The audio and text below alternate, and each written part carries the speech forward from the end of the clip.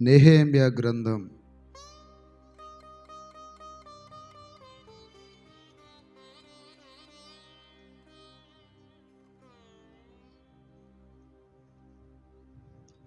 1వ అధ్యాయం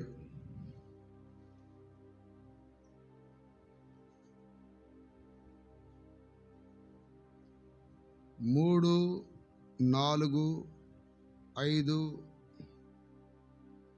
వాక్యాలు నేను చదువుతాను, మీరు గమనించండి. చెరపట్టబడిన వారిలో శేషించిన వారు ఆ దేశములో బహుగా శ్రమను నిందను పొందుచున్నారు. మరియు యెరూషలేము యొక్క ప్రాకారం పడద్రోయబడినది, దాని గుమ్మములను అగ్ని చేత కాల్చబడినవని నాతో చెప్పిరి.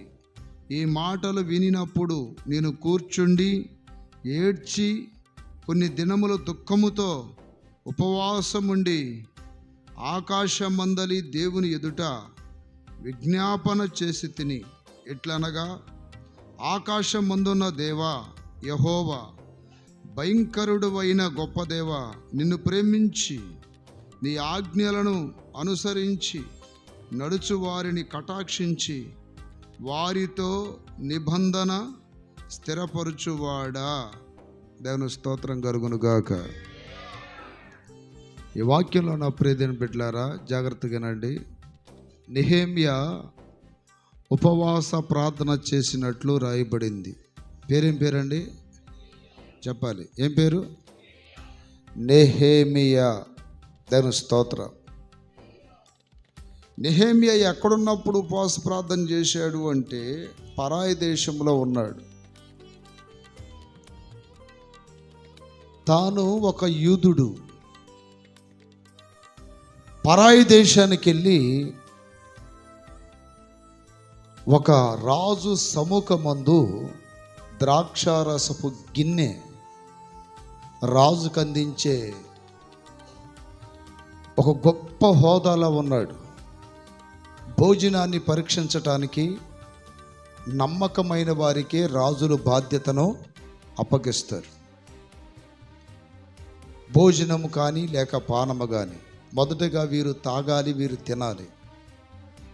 ఏదైనా రాజుకి విరోధముగా ఎవరైనా ఆహారములో ఏదైనా కలపరానిది కలిపితే మొట్టమొదట ఎఫెక్టు ఈ తిన్న వాళ్ళకి తగిన వాళ్ళకే కలిగిద్ది. కానీ ఇప్పుడు ఇతను పరాయి దేశంలో రాజు దగ్గర ఏ పొజిషన్లో ఉన్నాడంటే రాజుగారికి గిన్నెందిచ్చే స్థానంలో ఉన్నాడు. అంటే రాజుగారికి ఒక గ్లాసుడు నీళ్ళు ఇవ్వాలన్నా, ఒక గ్లాసుడు ద్రాక్షారసం ఇవ్వాలన్నా, ఒక కప్పు కాఫీ ఇవ్వాలన్నా ముందు ఈయన తాగి ఈయన శరీరముతో పరీక్షించిన తర్వాత ఇతనికి ఏ హాని జరగకపోతే అప్పుడు మాత్రము ఆ గిన్నెను తీసుకెళ్ళి రాజుగారికి ఇస్తారు. ఇప్పుడు నెహెమ్యా రాజు సన్నిధిలో ఆ ఉన్నతమైన హోదాలో ఉన్నాడు. ఇంకా అతనికి బాధ ఏముంటుందండి? అతనికి దిగులేముంటుంది? అతనికి అవసరత ఏముంటుంది? అతనికి ఏ ఆఖరు ఉంటుంది? రాజు సన్నిధిలోనే గిన్నె అందించే స్థాయిలో ఉన్నాడంటే అతను ఎంత పెద్ద హోదా స్థాయిలో ఉన్నాడో చూడండి. అయినను నెహెమ్యా ఉపవాసం ఉండి ప్రార్థన చేశాడంట. నెహెమ్యా నా ప్రియమైన బిడ్డలారా నపుంసకునిగా చేయబడిన వాడు. ఇప్పుడు ఆడ కాదు, మగ కాదు. He is not male gender and female gender. అతడు ఒక నపుంసకుడు. నపుంసకుడు ఉపవాసం ఉండి ప్రార్థన చేసినట్టు రాయబడింది అక్కడ. ఈ మాటలు వినినప్పుడు 4వ వచనం, నేను కూర్చుండి ఏడ్చి కొన్ని దినములు దుఃఖముతో ఉపవాసముండి ఆకాశమందలి దేవుని ఎదుట విజ్ఞాపన చేసి తిని. ఏ మాటలు విన్నాడంట? ఏ మాటలు వినపడ్డాయి ఆయనకి? తనకు ఉన్నత స్థాయిలో ఉన్నాడు. ఎటువంటి అవసరత లేని స్థాయిలో ఉన్నాడు. ఏ కొదువ లేని స్థాయిలో ఉన్నాడు. ఎటువంటి ఇబ్బంది లేని స్థాయిలో ఉన్నాడు. కానీ ఒక వార్త అతని చెవును పడిందంట. ఆ వార్త ఎవరి గురించి? తన గురించి కాదు, తన కుటుంబం గురించి కాదు, తన దేశము గురించి, తన ప్రజల గురించి వినపడింది. చప్పట్ల కొట్టి గట్టిగా చెప్పండి హల్లెలూయా. తన గురించి కాదు, తన కుటుంబం గురించి కాదు, తన దేశము గురించి, తన ప్రజల గురించి వినబడగానే కొన్ని దినములు ఏడ్చి ఉపవాసముండి ప్రార్థన చేసి విజ్ఞాపన చేసి తిని అంటాడు. ఏ వార్త వినబడింది? ఏ వార్త వినబడింది? ఏడ్చాడంటే, ఉపవాసం ఉన్నాడంటే ఏదో కీడుకు సంబంధించిన వార్తే కదా, ఏదో కీడుకు సంబంధించిన సమస్య కదా అది. ఏంటి ఆ కీడు? వాక్యం చెప్తున్న మాట, చెరపట్టబడిన వారిలో శేషించిన వారు ఆ దేశములో బహుగా శ్రమను నిందను పొందుచున్నారు. ఏ దేశములో? ఇజ్రాయేలు దేశములో. ఇజ్రాయేలు దేశములో. ప్రపంచ దేశాలలో ఒక చిన్న నలుసు లాంటి దేశం ఇజ్రాయెల్ దేశం. పాపులేషన్ ఒక 90 లక్షల మంది. మన ఆంధ్ర తెలంగాణలోనే ఇంచుమించు 9-10 కోట్ల మంది జనాభా ఉన్నారు ఓన్లీ రాష్ట్రాలలో. అక్కడ దేశములో 1 కోటి మంది కూడా లేనటువంటి దేశం అది. చిన్న నలుసు. ప్రపంచ దేశాలు ఆ దేశం మీద ఒక తెలియనటువంటి కక్ష, అసూయతో ఉంటాయి. ఎందుకనో తెలియదు. ఇప్పుడు కొంతమంది రాజులు ఆ దేశం మీదకి దండెత్తి అక్కడ ఉన్నటువంటి యూదులను చెర తీసుకొని పోతున్నారంట. చెర తీసుకొని పోబడిన తర్వాత అరాకొర మిగిలిన వాళ్ళు ఆ దేశంలో నిలబడ్డారు. ఆ దేశాన్ని ఆక్రమించుకున్న వారు వారిని చేసే ఎగతాళులు, వారి మీద వేసే నిందలు, వారు పెడుతున్న శ్రమలు ప్రపంచ దేశాల మొత్తం తెలిసిపోయి ఆ వార్త చివరికి నెహెమ్యా చెవులో పడింది. నెహెమ్యా ఎక్కడున్నాడు? వేరే దేశంలో ఉన్నాడు, వేరే ప్రాంతంలో ఉన్నాడు. ఆ దేశమును గురించిన నింద, శ్రమ, ఆ ప్రజలు పడుతున్న బాధలు విని, నాకేంటి, నేను ఇక్కడ బాగానే ఉన్నాను కదా, నాకేం కొదువు లేదు కదా, నేను ఆ దేశంలో నుండి బయటకు వచ్చేసాను కదా, ఇక ఆ దేశంతో నాకేం పని, నా జీవితం అంతా ఇక్కడే కొనసాగి ఇక్కడే ముగించబడింది కదా, ఇక ఆ దేశంతో నాకే పని అనుకోలా. ఏ దేశంలో నుండి అయితే వచ్చాడో, ఏ ప్రజల్లో నుండి వచ్చాడో, ఏ జాతిలో నుండి వచ్చాడో, ఆ జాతి ప్రజలు నిందలు మోస్తున్నప్పుడు, శ్రమలు మోస్తున్నప్పుడు, అక్కడ జరుగుతున్నటువంటి సమస్యలను బట్టి నా ప్రియమైన బిడ్డలారా, కొన్ని దినములు ఏడ్చి తిని అంటాడు. చేతులు పైకెత్తి గట్టిగా చెప్పండి హల్లెలూయా, హల్లెలూయా, హల్లెలూయా. చాలామంది నా ప్రియమైన బిడ్డలారా తమ గురించి ఏడుస్తారు, తమ కుటుంబం గురించి ఏడుస్తారు, తన బంధువుల గురించి ఏడుస్తారు, తన వారి గురించి ఏడుస్తారు. కానీ నెహెమ్యా తన దేశం గురించి ఏడ్చాడంట, తన ప్రజల గురించి ఏడ్చాడు. దేవుని స్తోత్రం, హల్లెలూయా. ఎందుకు ఏడుస్తున్నాడు అంటే, ఆ దేశ ప్రజలు మొట్టమొదటిగా వాక్యం చెప్తున్న మాట, బహుగా శ్రమ పడుతున్నారు. ఏం పడుతున్నారు? రెండోది, బహుగా నిందలు మోస్తున్నారు. తర్వాత యెరూషలేము యొక్క ప్రాకారాలు పడద్రోయబడినవి, దాని గుమ్మములు కాలిపోయినవి. మొత్తం 4 కారణాలండి. ఎన్ని కారణాలు? ఒక్కొక్కటి చెప్తాను, జాగ్రత్తగా వినాలి మీరు. చదురుపైకి ఎత్తి కిటికీలు చెప్పండి. మొట్టమొదటిగా శ్రమలు అనే మాట రాయబడింది అక్కడ. ఇజ్రాయెల్ దేశస్తులకి శ్రమలు ఎందుకు వచ్చాయి? సహజంగా ఒక దేవుని బిడ్డకి శ్రమలు ఎప్పుడు వస్తాయండి? శ్రమలు ఎప్పుడు వస్తాయి? కీర్తన గ్రంథం చదవండి. యెహోవాను విడిచి, ఆ వాక్యం చదువయ్యా, యెహోవాను విడిచి వేరొకరిని ఆశ్రయించిన వారికి శ్రమలు విస్తరించును. 16:4 కీర్తనల గ్రంథం 16:4 చదవండి. ఒక దేవుని బిడ్డకి, ఒక దేవుని సంఘానికి, లేక ఒక ప్రాంత ప్రజలకి, దేశానికి శ్రమలు ఎప్పుడు వస్తాయి అంటే యెహోవాను విడిచి వేరొక యెహోవాను విడిచి, చూడండి, యెహోవాను విడిచి వేరొకరిని అనుసరించే వారికి శ్రమల విస్తరించును. అంటే యెహోవా అంటే దేవుడు, ఉన్నవాడు, అనువాడు. యెహోవా అంటే అర్థం ఏంటి చెప్పండి? ఉన్నవాడు, అనువాడు.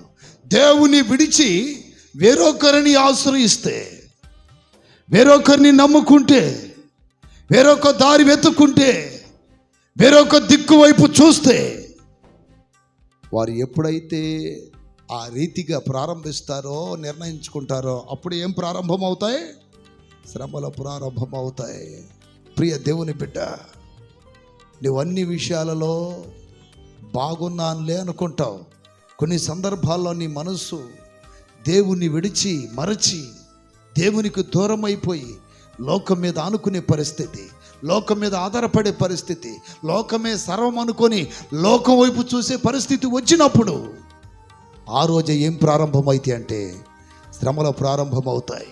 ఇక్కడ ఇశ్రాయేలీలు దేవుని విడిచిపెట్టారు, దేవుని మర్చిపోయారు, ప్రార్థనలు మానేశారు, విశ్వాసం కలిగి ఉండటం, ఆ విశ్వాస జీవితాన్ని కోల్పోయారు, పరిశుద్ధత కోల్పోయారు, దేవుని స్తుతించడం, ఆరాధించడం కోల్పోయారు. పెదవులతో వారు దేవుని గణపరుస్తున్నారు, కానీ వారి హృదయం చాలా దూరంగా ఉంది. అందుకని ఏమి ప్రారంభమయ్యాయి? శ్రమలు ప్రారంభమయ్యాయి. శ్రమలు ప్రారంభమయ్యాయి. ప్రియ దేవుని బిడ్డలారా, సంఘమా, అతి త్వరలో సంఘానికి ఓ భయంకరమైన శ్రమ ఉంది. తెలుసా మీకు?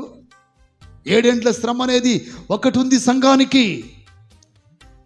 ఈ 7 ఏండ్ల శ్రమల కాలానికి ముందే సంఘం పరిశుద్ధపరచబడి నిర్మలమైన జీవితముతో నీతి క్రియలను ధరించుకొని గొర్రెపిల్ల భార్య తన్ను తాను సిద్ధపరచుకొని ప్రియుని కొరకు సిద్ధపడితే మధ్యాకాశానికి వస్తున్న ప్రభు ఆయన కడబోర శబ్దం వినిపించగా రెప్ప పాటున, అంటే కన్ను మూసి కన్ను తెరిచేలోపు సంఘం ఎత్తబడును గాక. హల్లెలూయా, హల్లెలూయా, హల్లెలూయా. కన్ను మూసి కన్ను తెరిచేలోపు సంఘం ఎత్తబడాలి. ఎత్తబడాలంటే సంఘం అనబడుతున్న దేవుని బిడ్డలు ఎప్పుడు సిద్ధపడి ఉండాలి. గొర్రె పిల్ల భార్య తన్ను తాను ఏం చేసుకుంటుందండి? సిద్ధపరచుకుంటుంది. అప్రియమైన బిడ్డలారా, దేవుని బిడ్డలు సంపూర్ణత కొరకు ప్రార్థన చేసుకోవాలి, దేహ విమోచన కొరకు ప్రార్థన చేసుకోవాలి. ప్రభు ఎదుట ఎలాగుంటున్నానో పరీక్షించుకొని ఆ లోపాల కొరకు ప్రార్థన చేసుకోవాలి. ఎందుకనంటే యెహోవాను విడిచిన వారికి శ్రమలు, యెహోవాకు దూరమైన వారికి శ్రమలు, దేవుణ్ణి పక్కన పెట్టిన వారికి శ్రమలు, దేవుని విడిచి వేరే వేరే దిక్కులు, వేరే వేరే వారిని ఆధారం చేసుకుంటే వారికి శ్రమలే. త్వరలో సంఘానికి కలగబోయే భయంకరమైన, అంటే సంఘము అనకూడదు, ఎడవబడిన వారికి కలిగే శ్రమలు. దేవుని స్తోత్రాలు చెప్పండి గట్టిగా. సంఘం ఎత్తబడిన తర్వాత 7 ఏండ్ల శ్రమలు వస్తాయి. ఎన్నేండ్లండి? 7 ఏండ్ల శ్రమలు. సూర్యుడు నలుపు అవుతాడు, చంద్రుడు ఎరుపు అవుతాడు, 30 కేజీలు కలిగిన వడగండ్లు భూమి మీద పడబోయే రోజు రాబోతూ ఉంది.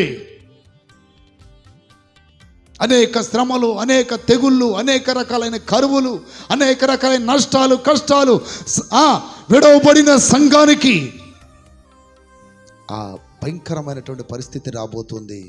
ఆ శ్రమలు రాకమునిపే దేవుని బిడ్డలు సంసిద్ధంగా, పరిశుద్ధంగా, పవిత్రంగా దేవుని కొరకు జీవించే ఒక బాధ్యత, భారము, సిద్ధపాటు కావాలి.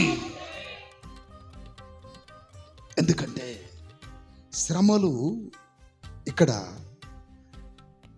ఎడవబడిన వారు, అంటే చెరపట్టబడిన వారు ఆయా దేశాల్లో ఏమవుతున్నారో తెలియదు, కానీ ఇజ్రాయెల్ దేశంలో ఉన్నటువంటి యూదులకు ఈ శ్రమలు స్టార్ట్ అయ్యాయి. అదే రీతిగా రేపు సంఘం ఎత్తబడిన తర్వాత సంపూర్ణత లేని అసంపూర్ణులు, మారు మనసు పొంది బాప్తిసం పొందని వారు, బాప్తిసం పొంది పరిశుద్ధాత్మ పొందని వారు, పరిశుద్ధాత్మ పొంది ఆత్మ ఫలములు పొందని వారు, ఆత్మ ఫలములు పొంది దేవుని ఎదుటగా క్రమముగా ఉండని వారు, వీరందరూ కూడా ప్రభు రాకడలో విడవబడితే ఆ భయంకరమైన శ్రమలు భరించలేరు, ఆ భయంకరమైనటువంటి కష్టాలు, కన్నీళ్లు భరించలేరు, ఆ వేదన భరించలేరు. అందుకని సంఘం ఎప్పుడు కూడా ఏం కావాలి చెప్పండి? సిద్ధపడి ఉండాలి. చాలామంది ఏమంటారు చూడండి, అయ్యా మాకు పనులు బిజీ అయ్యా, ఆ బిజీ అయ్యా, ప్రార్థన చేసుకోలేకపోతున్నామండి, మందిరానికి రాలేకపోతున్నామండి. ఆ రోజు విడవబడితే ఎంత భయంకరం! విడవబడుట బహుఘోరం అంట. విడవబడుట భయంకరమైన పరిస్థితి. మీలో ఎంతమంది ప్రభు రాకడ సిద్ధపడాలనుకుంటున్నారు? చేతులు ఎత్తండి. ప్రభు రాకడకి మేము సిద్ధపడాలనుకుంటున్నాం. దాని స్తోత్రం కలుగును గాక. చేతులు పైకెత్తి గట్టిగా చెప్పండి హల్లెలూయా. దేవుడు ఈ ఉపవాస కూటాలు మిమ్మల్ని సిద్ధపరచడానికి ఒక గొప్ప భాగ్యంగా ఇచ్చాడు. అర్థమైందా? ఈ కూటాలను మిస్ చేసుకోకూడదు. ఎన్నో విషయాలు మీకు అర్థమవుతాయి. బాగా ఆత్మలో మండుతున్నారు, అభిషేకించబడుతున్నారు, క్రొత్త వారు ఆత్మతో నింపబడి భాషలు మాట్లాడుతున్నారు. మీకు ఆత్మ తెప్పరిల్లుతుంది,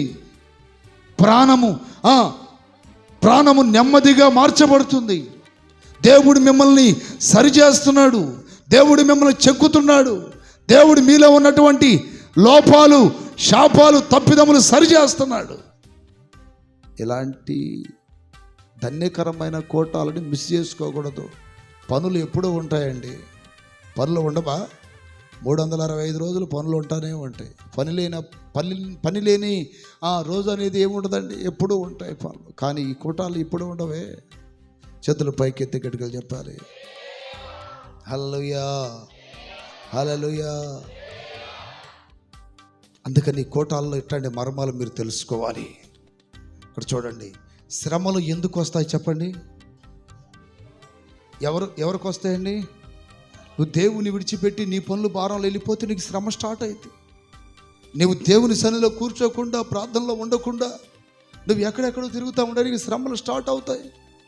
ఇప్పుడు సంఘము ఎత్తబడిన తర్వాత రక్షణ విషయంలో నిర్లక్ష్యంగా ఉన్నవారు, రక్షణ విషయంలో వెనకబడిపోయిన వారు, రక్షణ విషయంలో తాము బాప్తిసం పొందాం, యేసు రక్తంతో కడగబడ్డాం, చాలా జాగ్రత్త కలిగి ఉండాలి, మెలకు కలిగి ప్రార్థన చేసుకోవాలి, విశ్వాసం వృద్ధి చెందాలి, ప్రేమలో పరిపూర్ణం కావాలి, ఆత్మ ఫలములు, సమాధానం, తర్వాత ఆశా నిగ్రహం, దయాలుత్వం, ఈ ఫలాలు ఎన్ని పొందుకోవాలి, అవి ఉన్నాయా లేవా అని ఒక స్వయం పరీక్ష, స్వయం విమర్శ చేసుకొని, లేని వాటి కొరకు ఏడ్చి, లేని వాటి కొరకు కనిపెట్టి, లేని వాటి కొరకు దేవుని దగ్గర ఎవరైతే ఎదురు చూస్తారో వారిని దేవుడు, నా ప్రెజెంట్ బిడ్డలారా, సంపూర్ణులుగా మార్చి ఆయన రాకడకి ఏం చేస్తాడు? ఆయన రాకడకి సిద్ధపరుస్తాడు. పునరుద్ధానపు శక్తి దేవుడు వారికి ఇస్తాడు. ఆయన కడబోర శబ్దము వినిపించినప్పుడు రెప్పపాటున ఎత్తపడతారు. మనం చూస్తున్న ఈ బిల్డింగులు ఏమీ రావు రేపు. మనం ఆశిస్తున్న వెండి బంగారాలు ఏమీ రావు. మనం కోరుకుంటున్న పదవి, ఘనతలు ఇవి ఏమీ రావు. మన సిద్ధపాటు మాత్రమే మనతో వచ్చింది. చప్పట్లు గట్టి గట్టిగా చెప్పండి హల్లెలూయా, హల్లెలూయా. ఇక్కడ నెహెమ్యా గారు ఎందుకు ప్రార్థన చేశాడంటే, దేవుని ప్రజలనబడుతున్న యూదులకు శ్రమ కలుగుతుందంట. ఏం కలుగుతుందండి? శ్రమ కలుగుతుందంట. శ్రమలు దైవికంగా వచ్చే శ్రమలు వేరు. నా నిమిత్తము మీకు శ్రమ అంటాడు. భక్తి కొరకు వచ్చే శ్రమ వేరు. భక్తి కొరకు శ్రమ అంటే యోహాను సువార్త 16:33లో ఏమని రాయబడిందంటే, లోకములో మీకు శ్రమ కలుగును, అయినను ధైర్యం తెచ్చుకోండి. లోకములో మీకు శ్రమ కలుగును, అయినను ధైర్యం తెచ్చుకోండి. ఎందుకంటున్నాడు అన్నమాట? ఇవి భక్తి కొరకు, ప్రభు కొరకు యథార్థంగా ఉండేదాన్ని బట్టి కలుగుతాయి. కానీ ప్రభుకు దూరం అవుతున్నప్పుడు కలిగే శ్రమలు, ప్రభుకు దూరం అవుతున్నప్పుడు కలిగే కొన్ని ఇబ్బందులు అవి వేరు. అవి ప్రభుకి కేవలం దూరమైనప్పుడు, ప్రభుని విడిచిపెట్టినప్పుడు, ప్రభువు కాకుండా వేరొకరిని ప్రభువుగా ఎంచుకొని వేరొక పనికో లేక వేరే వాటికో వ్యక్తులకో ప్రాముఖ్యత ఇచ్చినప్పుడు కలిగే శ్రమలు వేరు. ఇప్పుడు ఇక్కడ యూదులు కలిగిన శ్రమ, నా ప్రియ దేవుని బిడ్డలారా, భక్తి వలన వచ్చిన శ్రమలో కాదు. చేతుల పైకి ఎత్తి గిడగలు చెప్పండి. భక్తి వల్ల వచ్చిన శ్రమలా కాదు. భక్తి వల్ల వచ్చినవి కాదు. ఇశ్రాయేలీలు దేవుని ఎదుట తప్పిపోయినప్పుడు వారిని ఐగుప్తీయులకు అప్పగించాడు. ఐగుప్తీయులకు అప్పగిస్తే ఐగుప్తీయులు వారిని శ్రమ పెట్టారంట. దేవుని స్తోత్రం కలుగును గాక. ఏం పెట్టారండి? వాళ్ళని శ్రమ పెట్టారంట. వాళ్ళు శ్రమ పెట్టారు. ఆ సమయంలో వాళ్ళు దేవునికి మొర్ర పెడుతున్నారు, దేవుని వైపు చూస్తున్నారు. శ్రమలు మనకు విధేయతను నేర్పిస్తాయి. శ్రమలు మనలను సరిచేస్తాయి. కీర్తనకారుడు అంటాడు, శ్రమ కలగక మునుపు నేను, ఆ వాక్యం ఎక్కడ ఉంది కీర్తనలో? శ్రమ కలగక మునుపు నేను నీకు వేరయ్యాను, శ్రమ కలగగా నీకు దగ్గరయ్యానో, లేకపోతే ఏదో మాట్లాడుతుందండి అక్కడ. దేని స్తోత్రం కలుగును గాక. శ్రమ కలగక మునుపు, ఎక్కడది? దేని స్తోత్రం. శ్రమ కలగక మునుపు నీకు దూరం అయ్యాను, శ్రమ కలగగానే మరలా నీకు దగ్గరయ్యాను. దేవుడు దేవుని బిడ్డలకి కొన్ని శ్రమలు కలుగు చేసేది ఎందుకంటే మరలా మనస్సు మార్చుకొని, హృదయాన్ని మార్చుకొని దేవుని వైపు చూస్తామని. ఆ శ్రమలు కలిగినప్పుడు ప్రభు మనలను విడిచిపెట్టినట్టు కాదు, ప్రభు మనలని త్రోసివేసినట్టు కాదు, ప్రభు మనలని మర్చిపోయినట్టు కాదు, కానీ సరి చేసుకోమని ఒక హెచ్చరిక.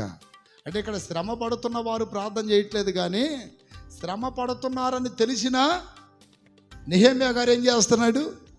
ప్రార్థన చేస్తున్నాడు. చదురు పైకి ఎత్తి గట్టికెళ్ళి చెప్పండి. అప్పుడే దేని బిడ్డలారా, ఎక్కడో ఉన్నవాడికి, అంటే అన్ని విషయాలలో బాగా ఉన్నవాడికి భారం కలిగింది. శ్రమ కలుగుతున్న వీరికి, శ్రమలు పొందుతున్న వీరికి ఆ బాధ అనేది కలగడం లేదు. ఈ రోజున చాలామంది దేవుని బిడ్డలు శ్రమల పాలై, కష్టాల పాలై, నిందల పాలై, అవమానాల పాలై ఆ మార్గంలో వారు వెళ్తున్నా వారికి భారం ఉండదు, చూసే వాళ్ళకి బాధ కలిగిద్ది. అయ్యో, ఎన్ని కష్టాలు పడుతున్నారు, ఎన్ని బాధలు పడుతున్నారు, ఎన్ని శ్రమలు పడుతున్నారు, ఎన్ని ఇబ్బందులు పడుతున్నారు, చూసే వాళ్ళ భారం కలిగి ప్రార్థన చేయాలా. ఆ ప్రార్థన చేయాలని ఆలోచన వస్తుంది. దాని స్తోత్రం కలుగును గాక. ఎవరికైనా భారం ఉంటేనే కదా ప్రార్థన చేసేది. భారం లేకపోతే ప్రార్థన చేస్తారా? భారం ఉంటేనే ప్రార్థన చేసేది. ఇప్పుడు సంఘం మీద భారం ఉందనుకోండి, సంఘం కొరకు ప్రార్థన చేస్తారు. అవునా కదా? సేవకుల మీద భారం ఉంటే సేవకుల కొరకు ప్రార్థన చేస్తారు. విశ్వాసుల మీద భారం ఉంటే. కానీ ఇప్పుడు నెహెమ్యాకి దేశమును గురించి, తన ప్రజల గురించి భారం ఉంది కనుకనే ఏం చేస్తున్నాడు? నేను బాగానే ఉన్నాను కదా అనుకోలా, అంత బాగుండాలి. దేవుని స్తోత్రం కలుగును గాక. రెండోది ఏంటంటే అండి, హల్లెలూయా, నిందను. ఏంటి చెప్పండి? నిందను మోకాళ్ళు ఉంచండి. ముందు ఈ పాయింట్ కొరకు ప్రార్థన చేద్దాం, తర్వాత ఆ పాయింట్ కొరకు ప్రార్థన చేద్దాం. స్తోత్రం. ప్రార్థన చేయండి. అయ్యా, నా ప్రజలలో ఎవరైనా శ్రమల పాలవుతున్నారేమో, సంఘములో ఎవరైనా శ్రమల పాలవుతున్నారేమో, నిన్ను విడిచి నీకు దూరం అయిపోయి నీ మాట వినకుండా శ్రమల చేత మొత్తపడుతున్నారేమో. దయతో నీ కనికరం వారి మీదకి దిగి రావాలి.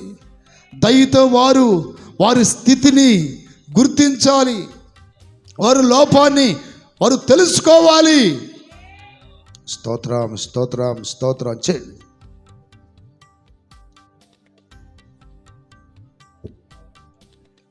ఈ కారుణ్య పీస్ మినిస్ట్రీస్లో ఎంతమంది శ్రమలు అనుభవిస్తున్నారయ్యా, ఎంతమంది నీకు దూరం అయిపోయి శ్రమల ప్రవాహములో కొట్టుకుపోతున్నారు ప్రభా. వాళ్ళని సరిచేయి ప్రభా, వారి గ్రహింపి ప్రభా, వాళ్ళ లోపాలు తెలుసుకునేటట్టు చేయి ప్రభా. అయ్యా, వారు లోకంలో కలవకుండా, మరలా పాపంలో పడిపోకుండా, మరలా నీకు వేరు కాకుండా వారి జీవితాలను సరిచేయ్యా. స్తోత్రం స్తోత్రం స్తోత్రం ప్రభా, స్తోత్రం ప్రభా. చేయండి, ప్రార్థన చేయండి. ఆయా ప్రాంతాల నుండి వచ్చిన సంఘ పెద్దలు ఉన్నారు. మీరు మీ సంఘములో ఎవరు శ్రమల పాలవుతున్నారు, మీ సంఘములో ఎవరు ఇబ్బందులు పాలవుతున్నారో వారిని గుర్తించండి, వారిని జ్ఞాపకం చేసుకోండి. నెహెమ్యాకు కలిగిన భారం మీకు కలుగునుగాక. నెహెమ్యాకు దేవుడు ఒక భారం పెట్టాడు. ఈరోజు నా భారం మాకు కావాలయ్యా అని అడగండి. మీ కళ్ళ ముందు ఎంతమంది శ్రమల పాలవుతున్నారు సంఘాలలో? మీ కళ్ళ ముందు ఎంతమంది ఈ రకమైనటువంటి శ్రమల చేత చితికిపోతున్నారు, శ్రమల చేత కృంగిపోతున్నారు, శ్రమలలో పారిపోతున్నారు, శ్రమలలో చేతగానే వారవుతున్నారు. ప్రియ దేవుని సంగమా, ఒకసారి నెహెమ్యా భారం మాకు కావాలయ్యా అని ప్రార్థన చేయండి. నెహెమ్యా భారం మాకు కావాలయ్యా, నెహెమ్యా భారం మాకు కావాలయ్యా, నెహెమ్యా భారం మాకు కావాలయ్యా. ప్రభుకు దూరమైన వారి కొరకు, రక్షణ పొంది కోల్పోయిన వారి కొరకు, దేవునికి అవమానం తెస్తున్న వారి కొరకు, దేవుణ్ణి దుఃఖపరుస్తున్న వారి కొరకు, దేవుని ఎదుట సరిగా లేని వారి కొరకు ప్రార్థన చేస్తారా? ఒకసారి రెండవ మాట చదవండి. నింద ఎందుకు ఏడ్చాడు నెహెమ్యా ప్రార్థనలో? ఒకటి, శ్రమలు పొందుచున్నారని. రెండవది, అమ్మా, నిందలు, శ్రమను నిందను పొందుచున్నారు. నిందలు ఎప్పుడు పొందుతారండి? నింద ఎప్పుడు పొందుతారు? సరిగా లేకపోతే, ఒక వ్యక్తి సరిగా లేకపోతే ఏం పొందుతారు? స్త్రీలైనా పురుషులైనా ఏం పొందుతారు? నిందలు పడతారు. అంటే ఇప్పుడు దేవుని ప్రజలు అనబడుతున్న యూదులు సరిలేరండి. సరి లేకపోగా అనేకుల చేత ఏం మోపబడుతున్నారు? నిందలు మోపబడుతున్నారు. దేవుడు ఏమంటున్నాడు తెలుసా? అబ్రాహాముతో ఆదికాండం 17వ అధ్యాయం 1-2 వాక్యాలు అంటాడు. ఏమనో తెలుసా? అబ్రహామా, నా ఎదుట నీవు నిందారహితుడవయ్యుండు. నా ఎదుట నీవు, చదవండి ఆ వాక్యాన్ని.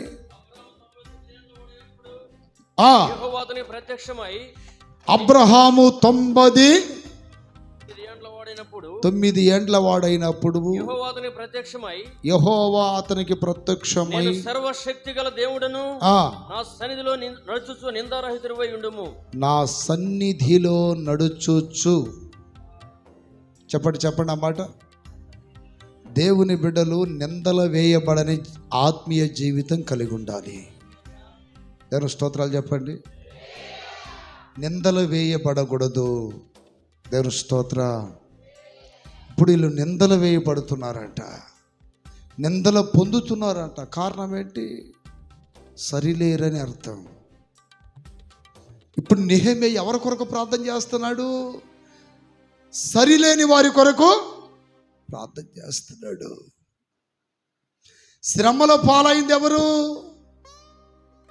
దేవునికి వేరయ్యేవారు, రెండోది నిందలు మోసేది ఎవరు అంటే సరి లేనివారు. సరి లేని వారికి నిందలు మోస్తారు, నిందలు మోపబడతారు. వాళ్ళు చాలాసార్లు అంటారు, ఊరకనే వస్తున్నాయా నిందలు, నీలో ఏదో తప్పులు ఉండుంటాయి, నీ ప్రవర్తన ఏదో సరిగా లేకపోయి ఉండొచ్చు, అందుకని నీ మీద ఏం మోపుతున్నారు, నిందలు మోపుతున్నారు. దేవుని స్తోత్రాలు చెప్పండి. అపార్థంగా వచ్చే నిందలు వేరు, బుద్ధిపూర్వకంగా వచ్చే నిందలు వేరు. చాలామంది దేవుని బిడ్డలు నిందలు వేయబడుతున్నారు. వారి ప్రవర్తన లోకంలో సరిగా లేదండి. వారిని చూసిన వారు నిజంగా వీళ్ళు దేవుని బిడ్డలేనా, నిజంగా మందిరానికి వెళ్ళేవారేనా, నిజంగా ప్రభు బిడ్డలేనా? ప్రభు బిడ్డలైతే ప్రభు క్వాలిటీసు, ఆ లక్షణాలు, ఆ యొక్క గుణాలు ఏవి? వీరు నిజమైన క్రైస్తవులు కాదు, నిజమైన దేవుని బిడ్డలు కాదు. వీళ్ళందరూ ఎవరో మందిరానికి వచ్చి బీడీలు తాగుతున్న వాళ్ళు, సిగరెట్లు తాగుతున్న వాళ్ళు, ఎంతెంత పెడతారు చూడండి, సొట్టల బీడీలు బావు బావు బావు పీగుతూ ఉంటారు. హల్లెలూయా. మందిరానికి వస్తూ అర్థమైందా, మోరడు ఉంటుంది చుట్ట, ఎంత పెడతాడు. ఎవరు నువ్వు అంటే, నేనా పరిశుద్ధరావుని. అర్థమైంది. ఇంకోటి సిగరెట్లు పెట్లు తాగుతూ ఉంటాడు. ఎవరు నువ్వు అంటే, నేనా నిర్మలరావుని. అమ్మా నువ్వెవరివి? నా పేరు పరిశుద్ధ కుమారి. ఏ వీధిలో పట్టినా ఏం గొంతే వినపడేది, గొంతు బండ బూతులు తిడతా ఉంటుంది. దేవుని స్తోత్ర. సాయంత్రం కల్లా ఒక కుటుంబానికి స్విచ్ పెట్టకపోతే ఒక నిద్ర రాదు. దేవుని స్తోత్రం.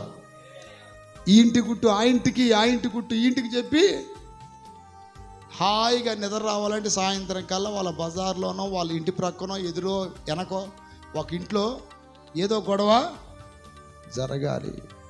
సరిలేని వాళ్ళు. దేవుని స్తోత్రం కలుగును కాక. మరి కొంతమంది బాప్తిసాలు పొంది సీసాలు లేపుతూ ఉంటారు. అర్థమైందే? కళ్ళు తాగేవాళ్ళు, బ్రాందీ తాగేవాళ్ళు.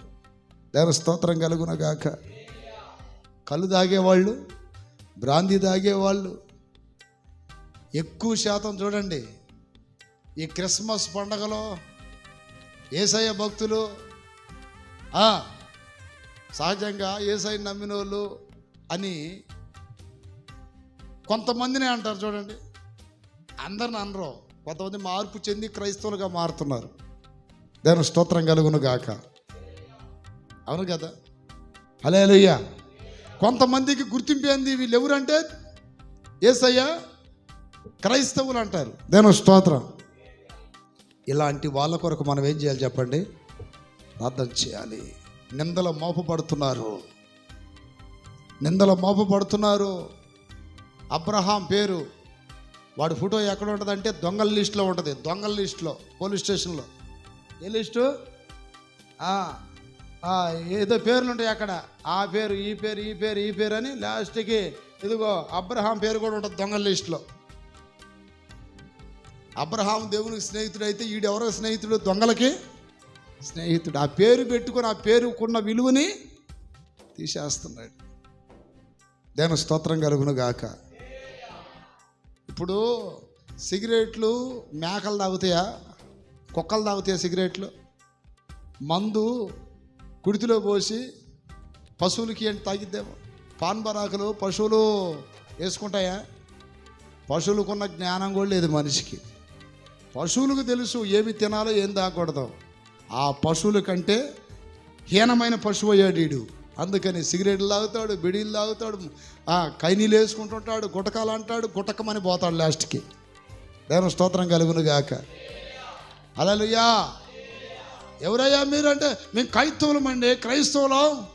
దేవుని స్తోత్రం. మేమెవరమే? పుట్టుక క్రైస్తవులం, తాతల ముత్తాతల కరెంట్ మీ క్రైస్తవులు. ఇలాంటి వాళ్ళందరి వలన క్రైస్తవ్యం మీద ఏం పడుతుంది? నింద పడుతుంది. ఇప్పుడు ఇక్కడ నెహెమ్యా ఎవరి కొరకు ప్రార్థన చేశాడు తెలుసా? నిందలు మోపబడుతున్న యూదుల కొరకు ప్రార్థన చేశాడు. నా ప్రియ దేవుని బిడ్డలారా, నేటి కాలములో అందరూ యేసయ్యను నమ్మాలి. దేవుని స్తోత్రం కలుగును గాక. అందరూ దైవ సన్నిధికి వెళ్ళాలి. దేవుని స్తోత్రం కలుగును గాక. అందరూ వాక్యం తెలుసుకోవాలి. దేవుని స్తోత్రం కలుగును గాక. అందరూ బాప్తిసాలు పొందాలి.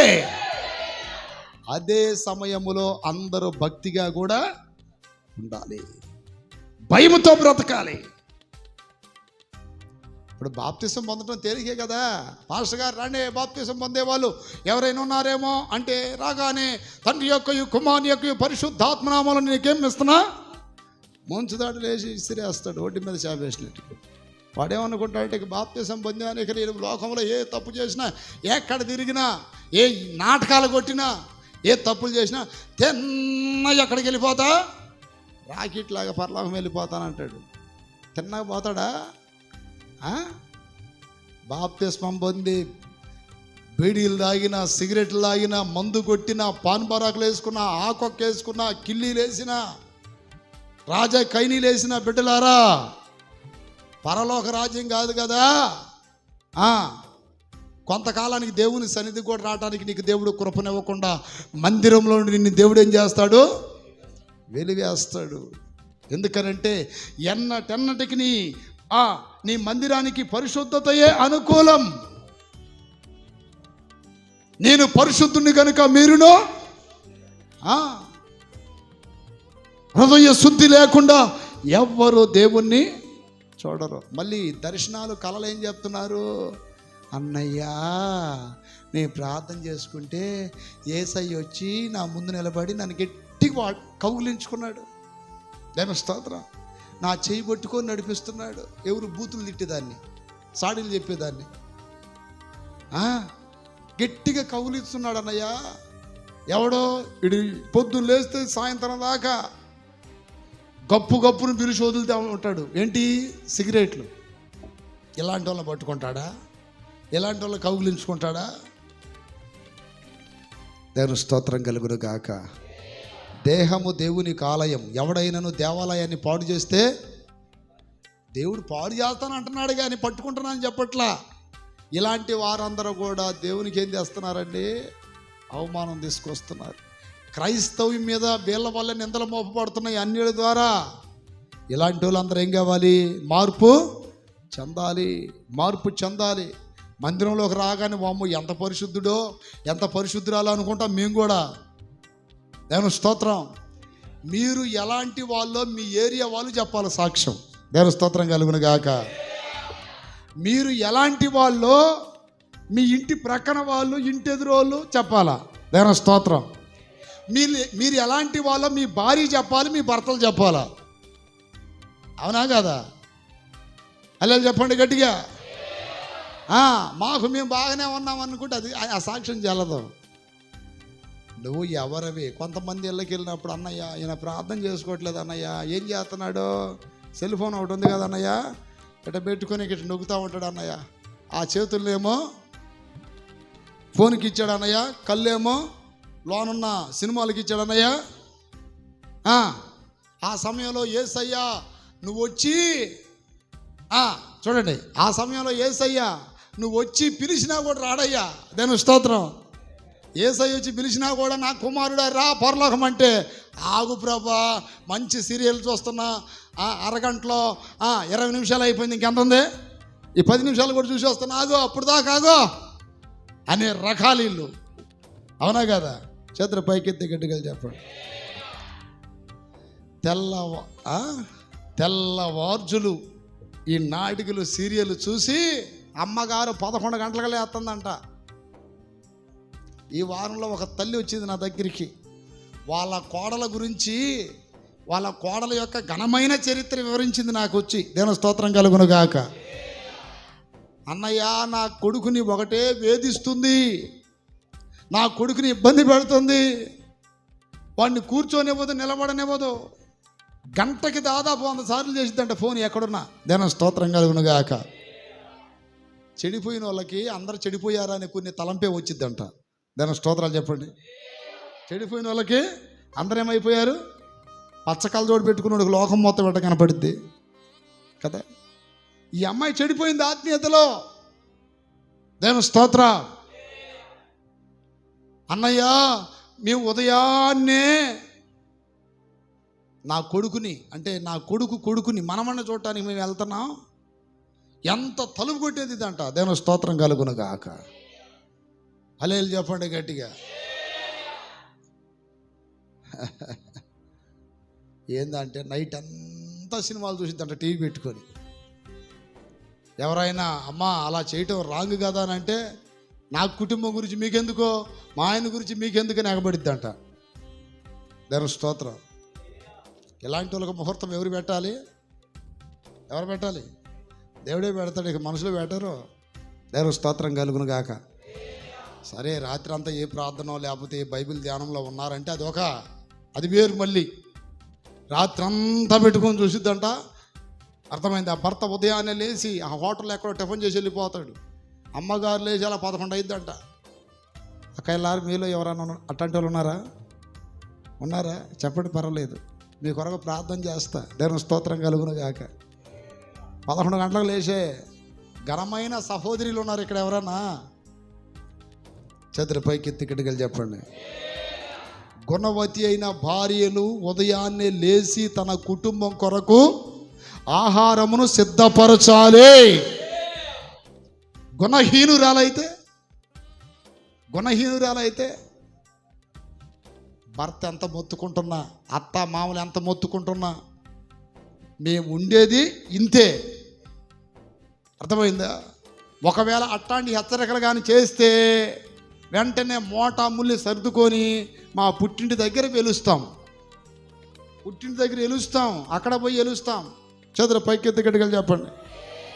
ఇంకా పుట్టింటోళ్ళు నీ మాట వెనక ఎవరు మాట అంటారు? నీ వాళ్ళు నీ మాట అంటారు. అవునా కదా? చదువు పైకెత్తి గట్టిగా చెప్పండి. కొంతమంది పుట్టింటి దగ్గర ఉన్నటువంటి అమ్మా నాన్నలు కూడా కొద్దిగా సరి చేసుకోవాలా. అమ్మాయి చెప్పిన ఏ వినకూడదు, మిగతా వాళ్ళవి కూడా వినాలి. అమ్మాయి చెప్పిన ఏ అంటారు ఇక్కడ. మా అమ్మాయి బంగారం అయ్యా, బుద్ధి ఎంత మంచిది అనుకున్నాం. ఎలాంటి బుద్ధి అంటే అసలు కుక్క బుద్ధి కాదయ్యా మా అమ్మాయిది. అట నక్క బుద్ధి, ఆ నక్క బుద్ధి కూడా కాదయ్యా. ఏది పంది బుద్ధి, ఆ పంది బుద్ధి కూడా కాదయ్యా. ఇంకే బుద్ధి? నీ బుద్ధి. తల్లి బుద్ధి ఎవరికి వచ్చింది? చేతుల పైకి ఎత్తి గట్టిగా చెప్పండి. ఇలాంటి వాళ్ళు క్రైస్తవ్యానికి ఏం మోపుతున్నారు చెప్పండి? నింద మోపుతున్నారు. ఇలాంటి వాళ్ళందరూ మారాలి. ఏమండి, బాప్తిసం పొంది మందిరానికి వెళ్ళేవాడు పేరు దొంగల లిస్టులో ఉండటం ఏంటండి? మీరు అనుకుంటున్నారు అన్నయ్య ఇవన్నీ నీకు ఎట్లా తెలుసని. ఆ వార్తలన్నీ నా దగ్గరికి వస్తాయి, పోలీసులు చెప్తారు నాకు. దేవుని స్తోత్రాలు చెప్పండి. ఒకసారి పోలీస్ స్టేషన్కి వెళ్తే ఒక సమస్య గురించి, క్రైస్తవులు ఎవరు ఆ విధమైన పనులు చేయరు సిఐ గారు అన్నా నేను. అట్లాంటి పనులు ఎవరు క్రైస్తవులు చేయరా? ఇట్లా ఒకసారి ఈ లిస్ట్ అంతా ఎవరిదో చదువు అన్నాడు. దేవుని స్తోత్రం. ఈ లిస్ట్ అంతా ఎవరిదో చదువుని ఫోటోలు చూపించాడు, దొంగల ఫోటో. ఆ దొంగల ఫోటోలో దాదాపుగా సగం మంది ఎవరున్నారండి? బైబిల్లో పేర్లే ఉన్నాయి. బైబిల్లో పేర్లు, ఒకటి పేరు అబ్రహాం, ఒకటి పేరు ఇస్సాకు, ఒకటి పేరు యాకోబు, పేతురు, తర్వాత ఒకటి పేరు జాన్సన్, ఒకటి పేరు స్టీవెన్సన్ అని అన్ని పేర్లే ఉన్నాయి. క్రైస్తవులు అంత ఖచ్చితంగా భక్తి కలిగి ఉంటారని ఎలా చెప్పగలవు పాస్టర్ గారు? చూడండి ఈ లిస్ట్ అంతా అన్నాడు.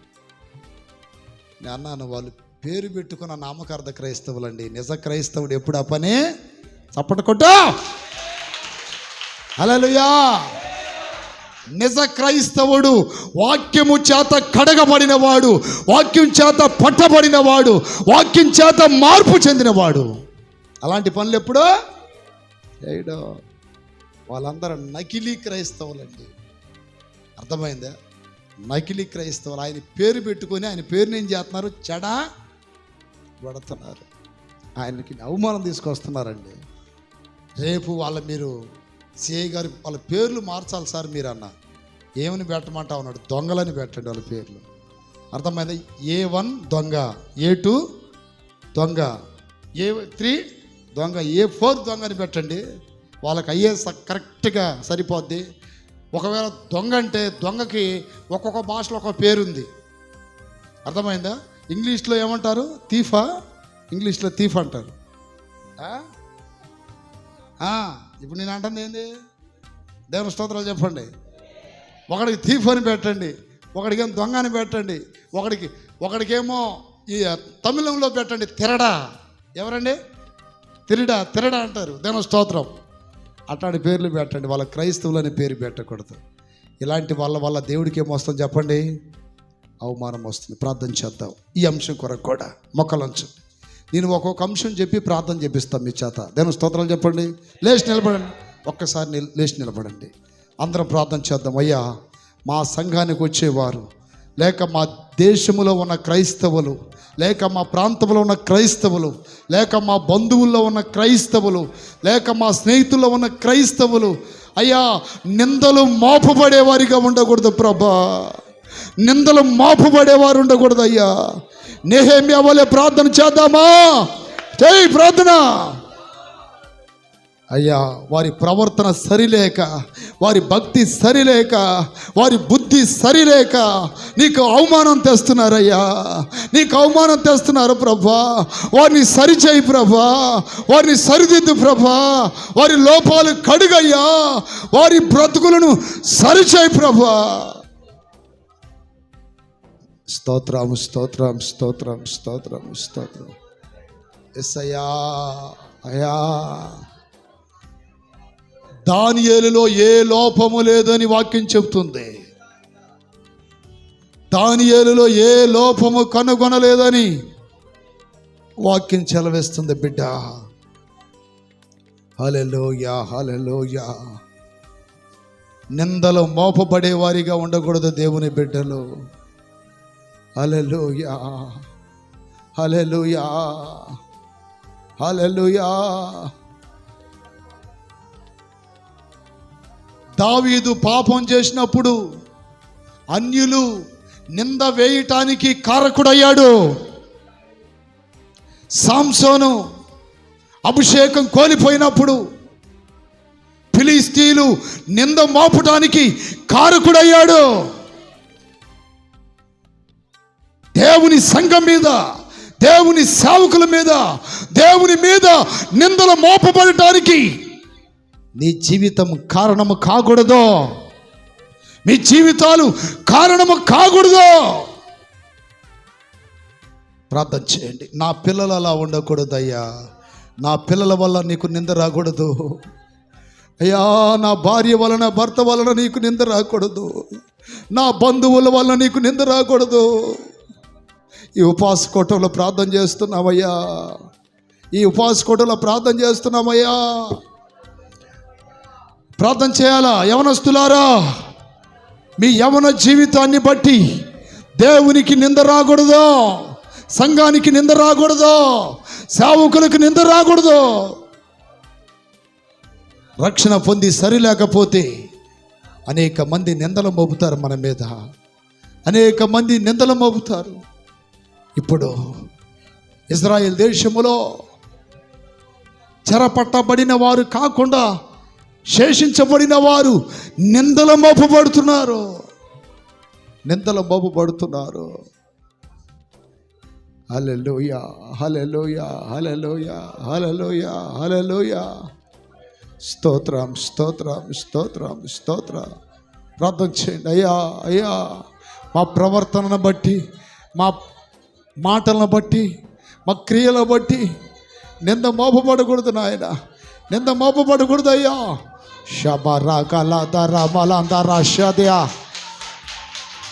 వారిలో ఉన్న శరీర క్రియలు కాల్చివేయబడాలి.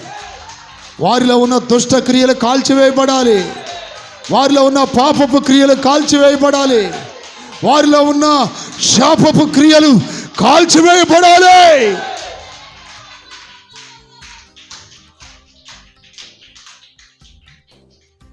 నీకు ఇష్టమైన జీవితం చేయాలి. నీకు ప్రియమైన వారిగా మార్చబడాలి. నీ లక్షణాలు, నీ స్వభావమును కనపరిచే వారిగా మార్చండి. నిన్ను పోలి జీవించే వారిగా మార్చండి. ప్రార్థన చేయండి. యేసయ్యా, నువ్వు పరిశుద్ధుడవు, మా వారిని పరిశుద్ధపరచు. నువ్వు ప్రేమ గలవాడవు, మా వారి హృదయాలలో ప్రేమ ఉండాలి. అయ్యా, నీవు దీనుడవు, మా వారి హృదయాలలో దీనత్వం ఉండాలి. నువ్వు తగ్గించుకున్నావు, మా వారిలో తగ్గింపు కావాలి నాయన. ప్రార్థన చేస్తారా? నెహెమ్యా వలె ఏడ్చి ఉపవాసం ఉండి ప్రార్థన చేస్తారా లేదా?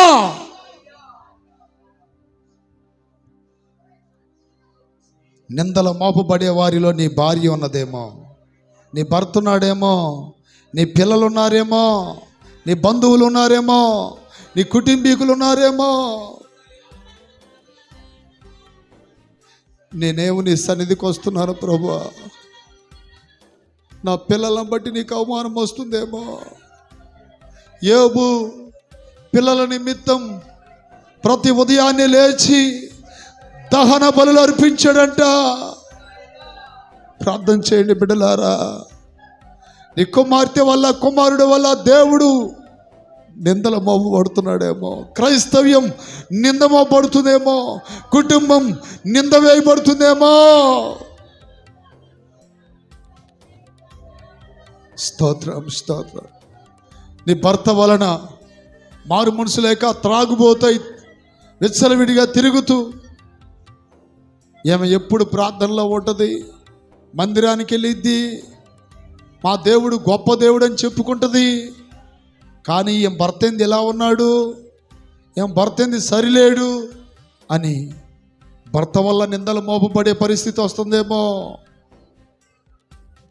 స్తోత్రం, స్తోత్రం. అక్క చెల్లెళ్ళ వలన, అన్నదమ్ముల వలన, స్నేహితుల వలన నిందల మోపబడకూడదండి, నిందల మోపబడకూడదు. మొదటిది ఏంటి? రెండవది, మూడవది ఏంటి?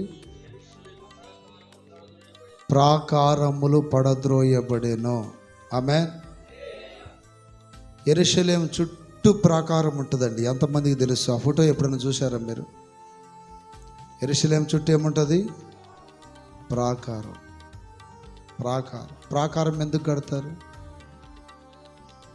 ప్రాకారము ఎందుకు కడతారు?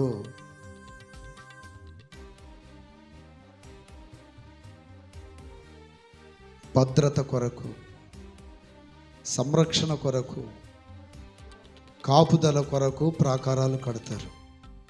ఇప్పుడు యెరూషలేము ప్రాకారాలు పడిపోయాయని నెహెమ్యా ఏడుస్తున్నాడు. ప్రాకారాలు పడిపోయినప్పుడు ఏమైందండి? ఏమైపోతే ప్రాకారాలు పడిపోతే? సామెతల గ్రంథంలో ప్రాకారము కూలిపోయాను, దేవుని స్తోత్రం కలుగును గాక.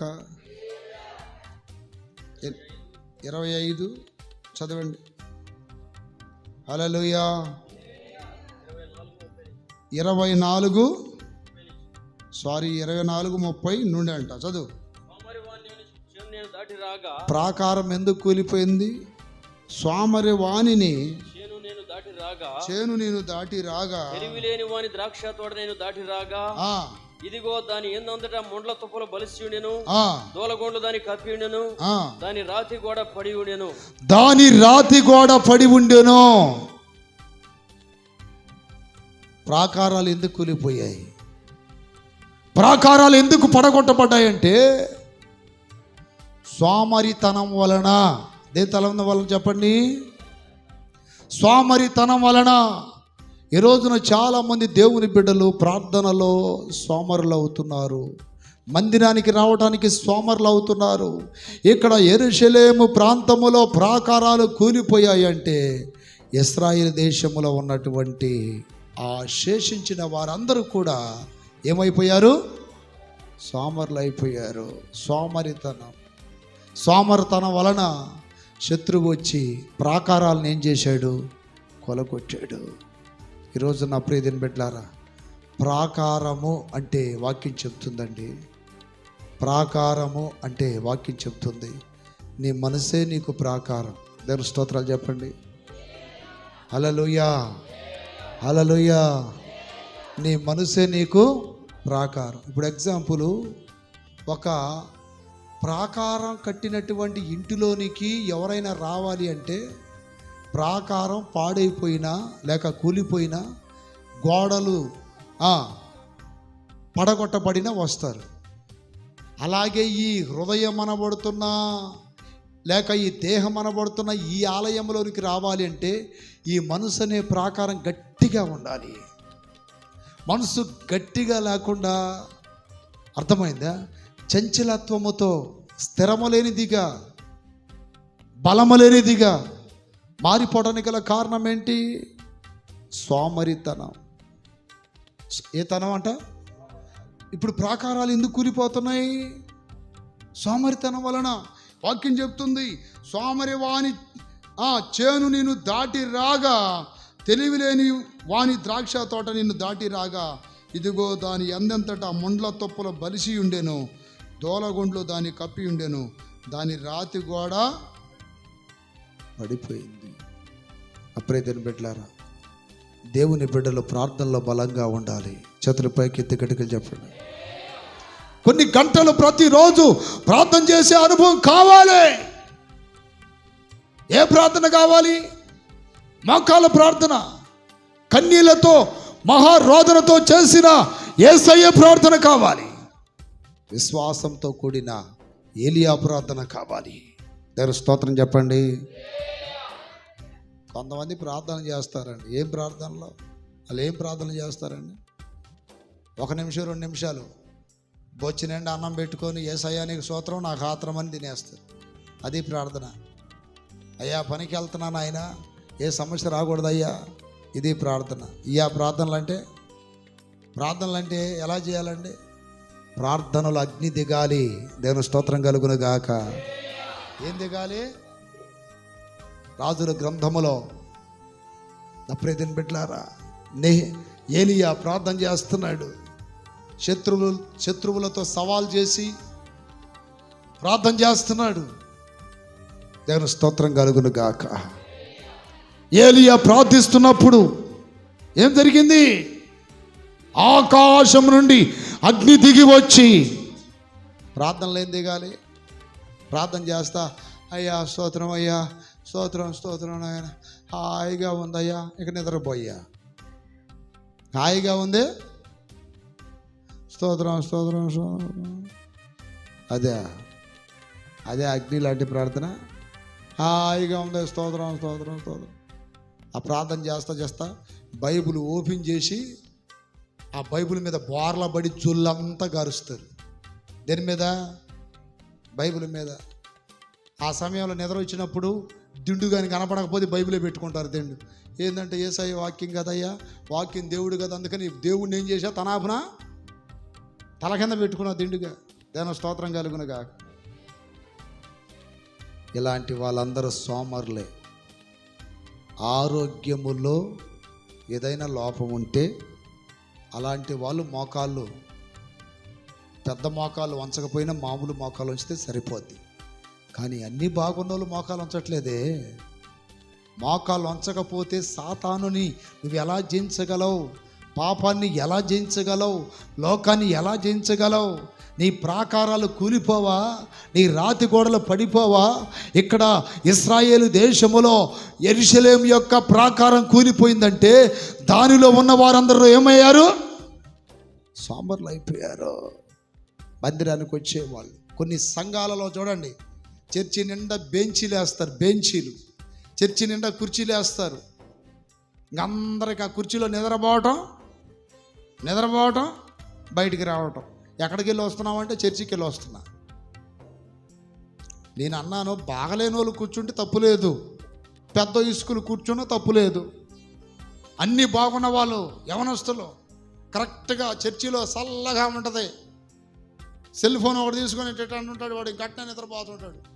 మెలుకు వచ్చినప్పుడు ఎటు చూసుకుంటాడు టైం, ఈ పాస్టర్ ఎప్పుడు ముగిస్తాడబ్బా అని. దేవుని స్తోత్రం కలుగును గాక. ఇలాంటి సోమరులు, ఇలాంటి సోంబేరులు ఎప్పుడు మారుతారు? ఇలాంటి క్రైస్తవుల వలన సంఘాలకున్న గోడలు ఏమైపోతున్నాయి? కూలిపోతున్నాయి. యెరూషలేము అంటే సంఘానికి సాదృశ్యం. సంఘముల విశ్వాసులని బాగా దంచి ప్రార్థనలో ఉంచాలి సేవకుడు. విశ్వాసులను బాగా మోకాల ప్రార్థనకి, ప్రార్థన అనుభవంలోకి తీసుకురావాలి. సంఘాన్ని బాగా మండించి రగిలించి అందరూ మోకరించి బలంగా ప్రార్థన చేసే కన్నీటి ప్రార్థన, విశ్వాసంతో కూడిన ప్రార్థన, పట్టుదలతో కూడిన ప్రార్థన చేయించే అనుభవంలోనికి రావాలి. మోకాలు వంచగా నిద్రపోయే విధంగా మారిస్తే, మోకాలు వంచగానే ఆవులింతలు వస్తే, మోకాలు వంచగానే కునుగుపాటు పడుతుంటే, ఇలాంటి వాళ్ళు గోడలో నిలబడతాయా కూలిపోతాయా? ఆ సేలో గోధుమలు పండుతాయా ముళ్ళతొప్పలు పెరుగుతాయా? ఇప్పుడు చూడండి, మనం బయట చూస్తాం కదా, దున్ని సేద్యం చేసిన పంట అంత బాగా పండదు. కానీ పిచ్చెట్లు చూడండి, వాడికి దున్ని ఏమైనా విత్తనాలు వేసారా ఎవరన్నా? వాడికి ఏమైనా మందు కొట్టారా? కానీ చూడండి, దాదాపు 20 అడుగులు ఎత్తు పెరుగుతున్నాయి. పనికిరానియే బాగా పెరిగేది. దేవుని స్తోత్రాలు చెప్పండి. శాపగ్రస్తమైనవి పొదలు అని వాక్యం చెప్తుంది. శాపగ్రస్తమైనవి పొదలు, శాపగ్రస్తమైంది కంప.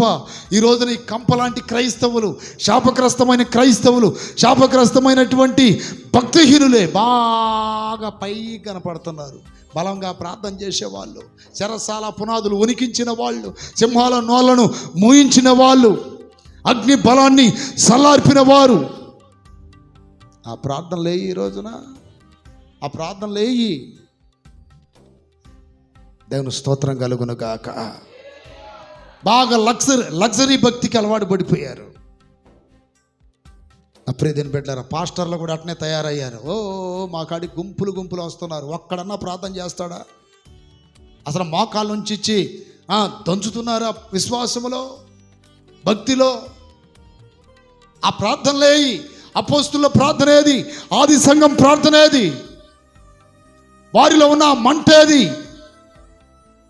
ఆ రోజున వారు ప్రార్థన చేస్తే, ఎగ్జాంపుల్ చెప్తా, పేతుర్ని జైల్లో పడేశారు. సంఘమంతా ఏకంగా ఆవిడ ఏం చేశారు? ప్రార్థన చేశారు. వారు ప్రార్థన ముగించే లోపు పేతురు వచ్చాడా లేదా? ఈరోజు ఆ ప్రార్థన ఏది? మరలా ఆ ఉజ్జీవం సంఘాలలో రగులును. చేతులు పైకెత్తి గట్టిగా చెప్పండి. మరలా ఆ రోజులు మనము చూచుదుము గాక. మరలా మంటలు సంఘములో మండును గాక. ప్రార్థనలో కూర్చోగా నిద్ర, కురుగుపాటు, సోమర్తనం, కాస్త పాటలు పాడేదాకా, వాయిద్యాలు వాయించేటప్పుడు సరదాగా వినసొంపుగా ఉంటాయి. కాసేపు కూర్చుంటారు. ప్రార్థన అనగానే చిన్నగా సెల్ ఫోన్ ఎట్టుకి చూసుకుంటే ఏదో ఫోన్ వచ్చినట్టుగా. ఇలాంటి వారి గోడలు కూలిపోకుండా నిలబడతాయా? ఇలాంటి వారు గోడలు స్ట్రాంగ్గా ఉంటాయా? గోడలు సరిగా లేకపోతే ఏమవుతాయి? లోనికి మేకలు వస్తాయి, లోనికి పాములు వస్తాయి, లోనికి తేళ్ళు వస్తాయి, లోనికి కుక్కలు వస్తాయి. అంటే ఈ మనసు అనే ప్రాకారం సరి లేకపోతే ఆ హృదయం అనే ప్రాకారంలోనికి ఏమొస్తున్నాయి? లోనికి ఏమొస్తున్నాయి? పాము వచ్చింది. విపరీతమైన కక్ష వాడికి. వీడికి ఏంట్రా పాము లాంటి కక్ష ఉంది వీడికి అంటారా లేదా? పాము లాంటి పగ ఉంది ఏంటి అంటే, పాము వచ్చేసింది లోనికి. కప్పలాగా బెక కుక్కలాగా బెక అంటే ఆత్మలు వచ్చేసాయి లోనికి. ఏంటి ఒక మాట మాట్లాడితే భలే బాధ కలిగిద్దే. తేలు వచ్చింది లోనికి. వాడి మాట వల్ల ఏమవుతుంది? తేలు కుట్టినట్టు బాధ కలుగుతుంది. వీడు మేకపోతులాగా ఉన్నాడేంటి? గర్వం వచ్చేసింది లోనికి. వీడు దున్నపోతులాగా ఉన్నాడేంట్రా? వీడికి ఏమొచ్చింది? మంపు వచ్చేసింది. అంటే వీళ్ళ ప్రాకారాలు ఏమైపోయినాయి? దేవుని స్తోత్రం కలుగును గాక. ఎంతమందికి అర్థమైంది నేను చెప్పిన మాట? ఎవరి గోడలు కూలిపోతాయి? ఎవరి గోడలు కూలిపోతాయి? సోమరుల గోడలు కూలిపోతాయి, సోమరుల ప్రాకారాలు కూలిపోతాయి. ఈ దినాన యెరూషలేములో ఉన్న దేవుని ప్రజలు చెరపట్టబడటానికి, పరాయి దేశానికి తీసుకుపోబడటానికి, యెరూషలేము గోడలు కూలిపోవడానికి కారణం ఏంటి? సోమరితనం. ఈ రోజున మన సంఘాలలో అవి ఉండకూడదు, మీ కుటుంబాలలో అవి ఉండకూడదు, మీ హృదయంలో అవి ఉండకూడదు. మోకాలంచండి, ప్రార్థన చేద్దాం. సురుకుదనం కావాలయ్యా. పడిపోయిన ప్రాకారాలు కట్టేవారు కావాలి. వాక్యం చెప్తుంది, ప్రభువారు అంటున్నాడు, బలవంతుడు ఆయుధములు ధరించుకొని తన ఆవరణమును కాపాడుకునిన ఎడల అతని సొత్తంతా భద్రముగా ఉండును.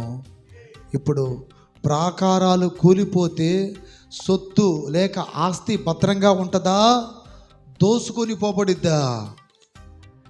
ఈరోజు చాలామంది పొందిన ఆత్మీయ అనుభవాలను దోసుకోపోబడుతున్నారు, దొంగిలించబడుతున్నారు, కోల్పోతున్నారు. సోమరితనం వలన, సరైన ప్రార్థన లేక, మోకాళ్ళుంచే అనుభవం లేక, కన్నీళ్ళు విడిచే అనుభవం లేక, ప్రభుతో గడిపే అనుభవం లేక ఎన్నో ఆత్మీయ కృపల్లో కోల్పోతున్నారు. ఏడుస్తున్నాడు దేవుడు. మొదట ప్రేమ నీకు లేదు అని ఏడుస్తున్నాడు. నువ్వు కలిగినది కోల్పోతున్నావు అని ఏడుస్తున్నాడు. నీకు కలిగిన దాన్ని గట్టిగా పట్టుకోమంటున్నాడు. హల్లెలూయా, హల్లెలూయా, హల్లెలూయా, హల్లెలూయా. ఇశ్రాయేలీయులు కోల్పోయారు. గొంగలి పురుగు విడిచిన దానిని మిడతలు తిన్నాయి. మిడతలు విడిచిన దానిని పసర పురుగులు తినేశాయి. పసర పురుగులు తినిన దానిని చెడ పురుగులు తినివేశాయి. తినివేయబడిన అనుభవంలో ఉన్నారు. పొందినది కోల్పోతున్నారు. దర్శనం కోల్పోతున్నారు. గురిని కోల్పోతున్నారు. ఆత్మ వరములను కోల్పోతున్నారు. ఆత్మ ఫలములు కోల్పోతున్నారు. నా సొత్తంతా భద్రముగా ఉండినట్లు నా ప్రాకారం గట్టిగా కట్టయ్యా, నా ప్రాకారములు గట్టిగా కట్టయ్యా, నా ప్రాకారములు గట్టిగా కట్టయ్యా. రాబాదా కాలాందా రాశాల రాబాబా కతరాదియా రాబాబా కతురా దర దర షందల దర బాబా కురబందరాదియా.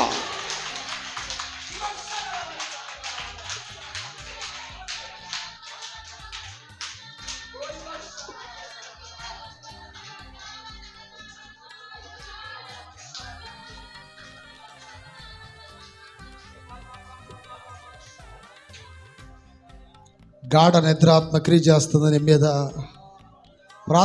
ప్రార్థన అని కూర్చోగానే నిద్ర వచ్చేస్తుంది. ప్రార్థన కూర్చోగానే కునుగుపాటు వచ్చేస్తుంది. ఈ సొత్తు భద్రంగా ఉండాలా లేదా? తేజోవాసులైన మనకి దేవుడు వాడబారని స్వాస్థ్యమునిచ్చాడు. వాడబారని స్వాస్థ్యమునిచ్చాడు. ఆ స్వాస్థ్యము పొందుకోవాలి. ఆ స్వాస్థ్యాన్ని కాపాడుకోవాలి. రక్షణ అనే స్వాస్థ్యము, ప్రేమ అనే స్వాస్థ్యము, ఆత్మ ఫలములనే స్వాస్థ్యము, పరిశుద్ధత అనే స్వాస్థ్యమును, సమాధానం అనే స్వాస్థ్యమును, సంతోషం అనే స్వాస్థ్యమును దేవుడు మనకు అనుగ్రహించాడు. దానిని కాపాడుకోవాలి. దాన్ని కాపాడుకోవాలి బిడ్డ. నా ప్రాకారములు గట్టిపరచయ్యా, నా ప్రాకారములు గట్టిగా స్థిరపరచు నాయనా. స్తోత్రం, స్తోత్రం, స్తోత్రం. పడిపోయిన ప్రాకారాలు కట్టగోరి నెహెమ్యాలు తన ప్రజల పాపాలికై విలపించిన సమూయేలులో పడిపోయిన ప్రాకారాలు కట్టగోరి నెహెమ్యాలు తన ప్రజల పాపానికై విలపించిన సమూయేలులో దైవజనులు కావాలి, కావాలి, దైవజనులు రావాలి. నా మనసుని ప్రాకారం కట్టయ్యా, నా మనసునే ప్రాకారం కట్టు. నీలోనికి వ్యభిచారాత్మ వస్తుంది, నీలో జారపాత్మ వస్తుంది, నీలో మత్సరపాత్మ వస్తుంది, నీలో అసూయపు ఆత్మ వస్తుంది. ఈ ఆత్మలన్నీ రావడానికి గల కారణం ఏంటంటే నీ ప్రాకారము పడిపోయింది, కూలిపోయింది. ఎదుటివారిని సహించలేవు, ఎదుటివారిని భరించలేవు, ఎదుటివారిని ఓర్చుకోలేవు. నేనే గొప్పగా ఉండాలనుకుంటావు, నేనే పై స్థానంలో ఉండాలనుకుంటావు. అది సైతాను మనస్సు. కక్ష పెట్టుకుంటావు, అందరితో సమాధానంగా ఉండలేవు, అందరితో ప్రేమగా ఉండలేవు. ద్వేషించే మనసు అది, అదొక ఆత్మ. ఇన్ని దయ్యాలు హృదయంలోనికి ఎందుకు వచ్చాయి అంటే ప్రాకారాలు ఏమైపోయాయి? కూలిపోయాయి. నువ్వు సోమరవి కాకుండా నడుంగట్టుకొని నెహెమ్యా వలె ఏం చేయాలి? కన్నీళ్ళు విడవాలి, ప్రార్థన చేయాలి, ఏడవాలి. దేవుని స్తోత్రం కలుగును గాక, స్తోత్రం కలుగును గాక. కూర్చోండి. బలవంతుడు ఆయుధములు ధరించి తన ఆవరణమును కాపాడుకోవాలి. ఆ వాక్యం చదవండి. లూకాసు వార్త, లూకాసు వార్త. హల్లెలూయా. లూకాసు వార్త. హల్లెలూయా. దైవజనులు కావాలి, పాడదాం. దైవజనులు లేవాలి, ప్రభు కొరకై పరుగులెత్తేవారు, ప్రభు కొరకై ప్రాణమిచ్చేవారు. పాడాలి. ప్రభు కొరకై పరుగులెత్తువారు, ప్రభు కొరకై ప్రాణమిచ్చేవారు. చప్పట్లు. దైవజనులు కావాలి, దైవజనులు లేవాలి.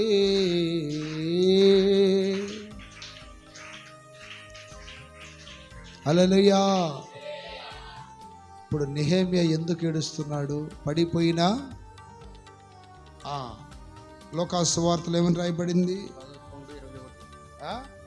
11:21 నుంచి చదువయ్యా, చదువు, కొద్ది గట్టిగా చదువు. బలవంతుడు ఆయుధములు ధరించుకొని, బలవంతుడు ఆయుధములు ధరించుకొని తన ఆవరణమును కాచుకొనున్నప్పుడు. చూడండి, బలవంతుడు ఆయుధములు ధరించుకొని తన ఆవరణమును కాచుకున్నప్పుడు. ఇప్పుడు ఏం ధరించుకోవాలి మనం? చెప్పండి, చెప్పండి. బలవంతుడు ఆయుధములు, చెప్పండి, నోటితో చెప్పాలి. ఆయుధాలు ధరించుకొని తన ఆవరణమును కాపాడుకోవాలి. చదవయ్యా, చదువు. నీకు మైకి ఇవ్వటం దండగా. కాచుకున్నప్పుడు అతని సొత్తు భద్రముగా ఉండును. అయితే అతని కంటే బలవంతుడైన ఒకడు అతని పైబడి జయించినప్పుడు అతడు నమ్ముకొని ఆయుధములన్నిటిని లాగుకొని అతని ఆస్తిని. ఆపు, చదవమంటేనేమో నాన్ స్టాప్ చదువుతూ ఉంటావు. దేవుని స్తోత్ర. చేతులు పైకెత్తి గడిగలు చెప్పాలి. ఎక్కడ పెడతారో మైండ్ తెలియదు. దేవుని స్తోత్రం కలుగును గాక. ఇక్కడ ఏమని రాయబడింది? బలవంతుడు ఆయుధములు ధరించుకొని తన ఆవరణమును కాపాడుకుంటే ఆస్తి ఎంత భద్రంగా ఉంటుంది. ఇప్పుడు ఆయుధములు ధరించుకోవాలని ఉంది కదా. ఏంటి ఆయుధాలు? చెప్పండి, ఏమిటి ఆయుధాలు? ఎఫెసీయులకు రాసిన పత్రిక తీయండి. నేను రెఫరెన్స్లు కూడా చెప్తున్నా, మీకు చక్కగా రాసుకోండి. దేవుని స్తోత్రం. ఆవరణమును కాపాడుకోవటం అంటే గోడలు పడిపోకుండా చూసుకోవాలి. ఇప్పుడు ఇదేమంటారు, ప్రకార కాస్తున్నారు అంటారు చూసారా? నైట్ పూట కోటలకి ఏం కాస్తారు చెప్పండి? ప్రహకార కాస్తూ ఉంటారు. అంటే భటులు దాని దగ్గరలే దూరంగా ఉండండి, అది గదులుతుంది. దేవుని స్తోత్రం చెప్పాలి. ఏం కాస్తున్నారు?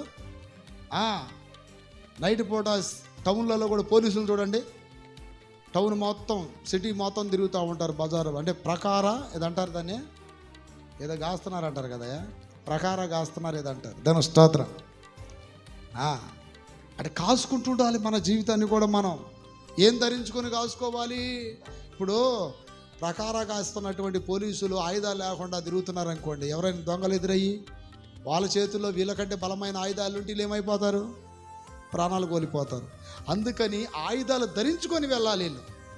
ఏ రివాల్వరో, ఏ నాటు తుపాకీయో, ఏ లాఠీయో తీసుకొని వెళితే దొంగల్ని ఏదైనా చేయగలరు.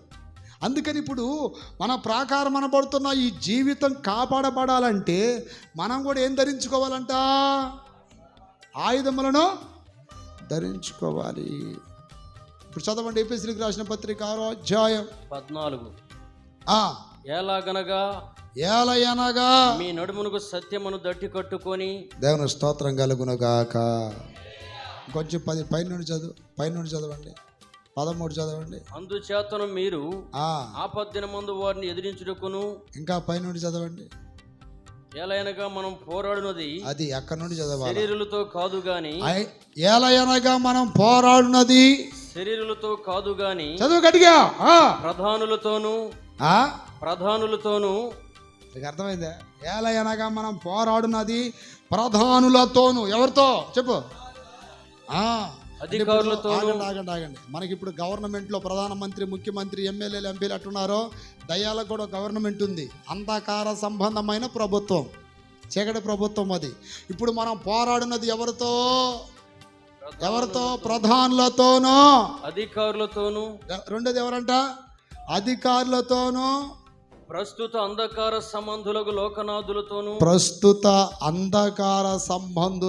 లోకనాథులతోనూ.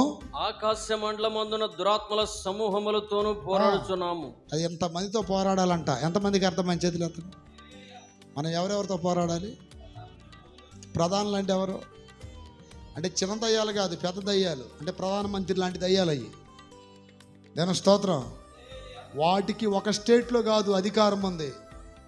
అర్థమైందా? కొన్ని స్టేట్లలో అధికారం ఉంటుంది ప్రధానమంత్రిలాగా. హల్లెలూయా. అలాంటి దయ్యాలతో మనం పోరాడాలి. తర్వాత అధికారులతోనూ అంటాడు. అధికారులు అంటే ఇప్పుడు గవర్నమెంట్ అధికారులు ఉంటారు, ప్రెసిడెంట్, గ్రామానికి అధికారి. దేవుని స్తోత్రం. అవునా కదా? పోలీసులు వాళ్ళెవరో న్యాయ సంబంధమైనటువంటి విషయాలకు వాళ్ళ అధికారులు.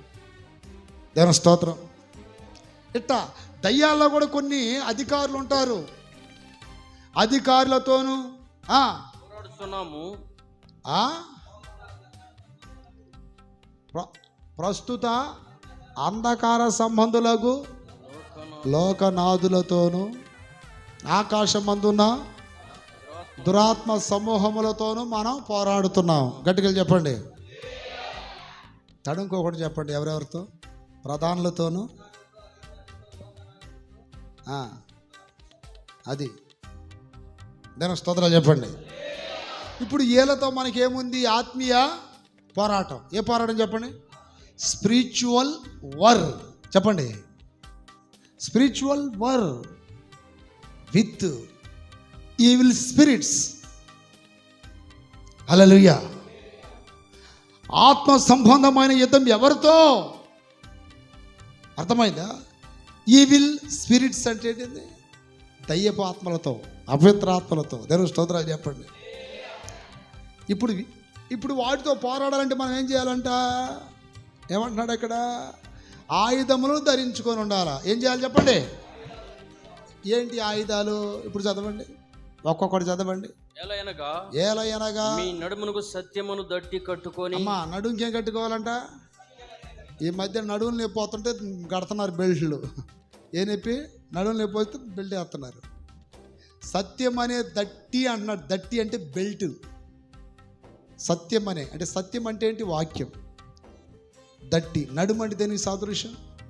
మనసుకి. నడుము అంటే దేనికి సాదృశ్యం? పేతురు రాసిన పత్రికలో ఉంటుంది కదా, 1:17 ఉంటుంది. మీ మనసు అనే నడుము అంటాడు. అంటే మనసులో ఎప్పుడు వాక్య ధ్యానం ఉండాలి. సత్యం అనబడుతున్న వాక్యము మన హృదయంలో ఉండాలి. పెద్ద పెద్ద స్టేజ్ల మీద వాక్యం చెప్పించారు 17 ఏటకే. నీకెన్ని ఏళ్ళలోనే? 23. వాడి స్థాయికి పేరిచ్చారులో వచ్చి దాదాపు ఇక్కడ కూడా పరిచయం స్టార్ట్ చేసాం. ఎక్కడ నరసాపేటలో 23 సంవత్సరాలకు వచ్చేసాం. అప్పటికే చేతుల పైకి ఎత్తికెట్టుకెళ్ళి చెప్పండి. మీ ఊరు కూడా వచ్చా. ఏ ఊరు? పమిడిమర్రు. దేవుని స్తోత్రం కలుగును గాక. 23వ సంవత్సరంలో నేను పమిడిమర్రు కూడా వచ్చే వాక్యం చెప్పడానికి. దేవుని స్తోత్రాలు చెప్పండి. మా జీవితం అంతా ఆ మహిమగల దేవుడి చేతిలో పెట్టేశాం. అలా చెప్పండి. పరిమళించిందా లేదా జీవితాలు? దేవుని స్తోత్రాలు చెప్పండి. యవ్వన జీవితం అంతా ఆయన బలిపీఠం మీద కొవ్వులాగా కరిగిపోయింది. ఆమేన్. ఇప్పుడు మాకు ఏదైనా రోగాలు భోగాలు వచ్చినా పెద్ద బాధ ఏమి లేదు. ఎందుకని? చేయాల్సిన సేవ అంతా చెప్పండి వయసు అంతా కూడా దాదాపుగా దాంట్లోనే పెట్టేశాం సగం. దాని స్తోత్రం. మీరు అట్ట తయారవ్వాలి. ఆమేన్. చెప్పండి గట్టిగా. ఈరోజు ఎక్కడ పోయినా అన్నా అన్నా నేను ఎందుకు పలకరిస్తున్నారా? హల్లెలూయా. ఈ జీవితం దేవుడు ఏం చేశాడు? పరిమళింపు చేశాడు. ఆమేన్. మీరు కూడా అట్ట తయారవ్వాలి. ఆమేన్. మీ మంచిగా చెప్తున్నా నాన్న. మీరు కూడా ఏమైనా వస్తుంది, అర్థమైందా? బాగా ప్రార్థన నేర్చుకోవాలి, వాక్యం చదవాలి. మనము ఎవరో ఒక్కరికో ఇద్దరికో పరిమితం అవ్వకూడదు. మనమంటే దేశాలు, రాష్ట్రాలు, గ్రామాలు ఎదురు చూడాలి. చప్పట్లు కొట్టి గట్టిగా చెప్పండి. హల్లెలూయా. నేను చిత్తూరులో సేవ చేస్తున్నప్పుడు ఒక సరుకుల కొట్టు దగ్గరికి వెళ్ళానండి. నేను మాట్లాడే సంభాషణ చూసి ఆ సరుకుల కొట్టు కోంట్ల మా తల్లిగారు పాప మకామ, అయ్యా మీరు ఎన్ని చదివారు అన్నది. ఇది ఎంత చదివామమ్మా అన్న. మా ఊడి ఎంఏ చదివాడు అయ్యా, శుద్ధం ముద్దయ్యా. నేను స్తోత్రం. ఎంత బాగా మాట్లాడుతున్నారు. ఎంతగా మీ ఇల్లు ఎక్కడయ్యా? మా ఇల్లు గుంటూరు. 600 కిలోమీటర్లు వచ్చారా మీరు ఇక్కడికి? నేను స్తోత్రం. ఎవరన్నా ఉన్నారా బంధువులు? ఎవ్వరూ లేరు. ఎవరున్నారు స్నేహితులు? ఎవ్వరూ లేరు. ఎవరన్నారా? ఇంకెవరన్నా? ఎవరు లేరు. యేసయ్య తప్ప. చప్పుడు కొట్టి గట్టిగా. హల్లెలూయా. యేసు తప్ప ఇంకెవరు లేరు. ఈ వయసులో సొంత జిల్లాని వదిలిపెట్టి, కుటుంబాన్ని వదిలిపెట్టి ఎంత దూరం ఎందుకు వచ్చారయ్యా అంటే ఆయన పట్టుకున్నాడు. ఎవరు పట్టుకున్నారు? ఎక్కడ పోయినా ఇక అమ్మ నాన్న ఎవరు గుర్తు రావట్లా. ఆయన సేవే, ఆయన పనే గుర్తు వస్తుంది. అంటే దేవుని చేతిలో పడటం భయంకరం. ఎవరి చేతిలో చెప్పండి? చెప్పండమ్మా. మీ పిల్లలందరూ బీటెక్కులు, ఎంటెక్కులు చదివి పెద్ద ఉద్యోగాలు చేయాలా? దేవుడి పని చేయాలా? ఎంతమంది కోరుకుంటారు చెప్పండి? మా పిల్లల దేవుడి సేవే చేయాలన్న వాళ్ళు చేతులు ఎత్తారు. ఎవరు స్తోత్ర చేతులు ఎత్తాడంటే ఎవరు పని చేయాలి? చేయాలా లేదా?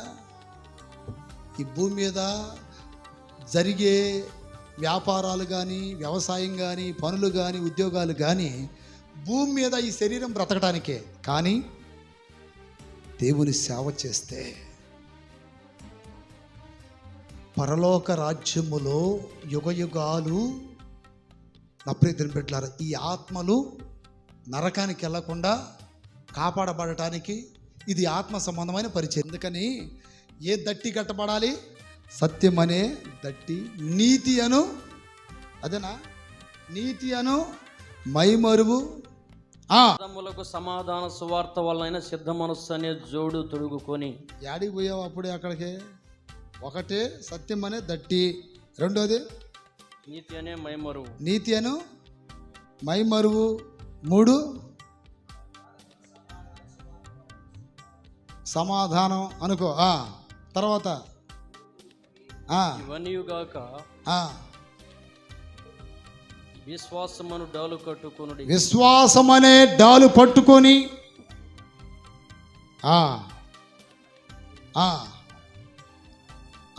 దాని స్తోత్రాలు చెప్పండి. ఇవన్నీ కాకుండా పై మెయిన్ చెప్పండి. 1 సత్యమనే దట్టి, 2 నీతి అను మైమరువు, సమాధాన సంబంధమైన శుద్ధ మనసు అనే జోళ్ళు, తర్వాత విశ్వాసం అనే డాలు, ఆత్మ సంబంధమైన కత్తి, రక్షణ అనే శిరస్త్రాణం. ఇవన్నీ ఆయుధాలు. ఈ ధరించుకొని మన ప్రాకారాలను ఏం చేయాలి? కాపాడుకోవాలి. అర్థమైందా మీకు? తర్వాత 4వది ఏంటంట? 4వది ఏంటి? గుమ్మములు కాలిపోయెను. ఏం కాలిపోయాను? గుమ్మములు కాలిపోయెను. దాని స్తోత్ర.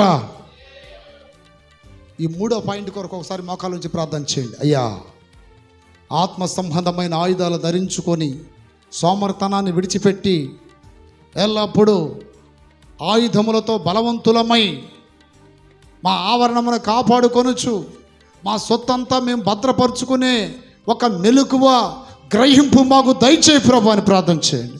స్తోత్రం స్తోత్రం స్తోత్రం స్తోత్రం స్తోత్రం స్తోత్రం స్తోత్రం స్తోత్రం స్తోత్రం స్తోత్రం. 1 నిమిషం ప్రార్థన చేయాలి. స్తోత్రం స్తోత్రం స్తోత్రం.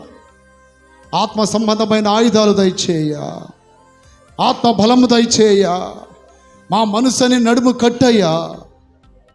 సత్యం అనే దట్టి, విశ్వాసం అనే డాలు, రక్షణను శిరస్త్రాణం, సమాధాన సంబంధమైన జోళ్ళు, ఆత్మ సంబంధమైన ఖడ్గం, వాక్యం అనే ఖడ్గం, ఇవన్నీ ఉంటే నీ ఆవరణం భద్రంగా ఉంటుంది.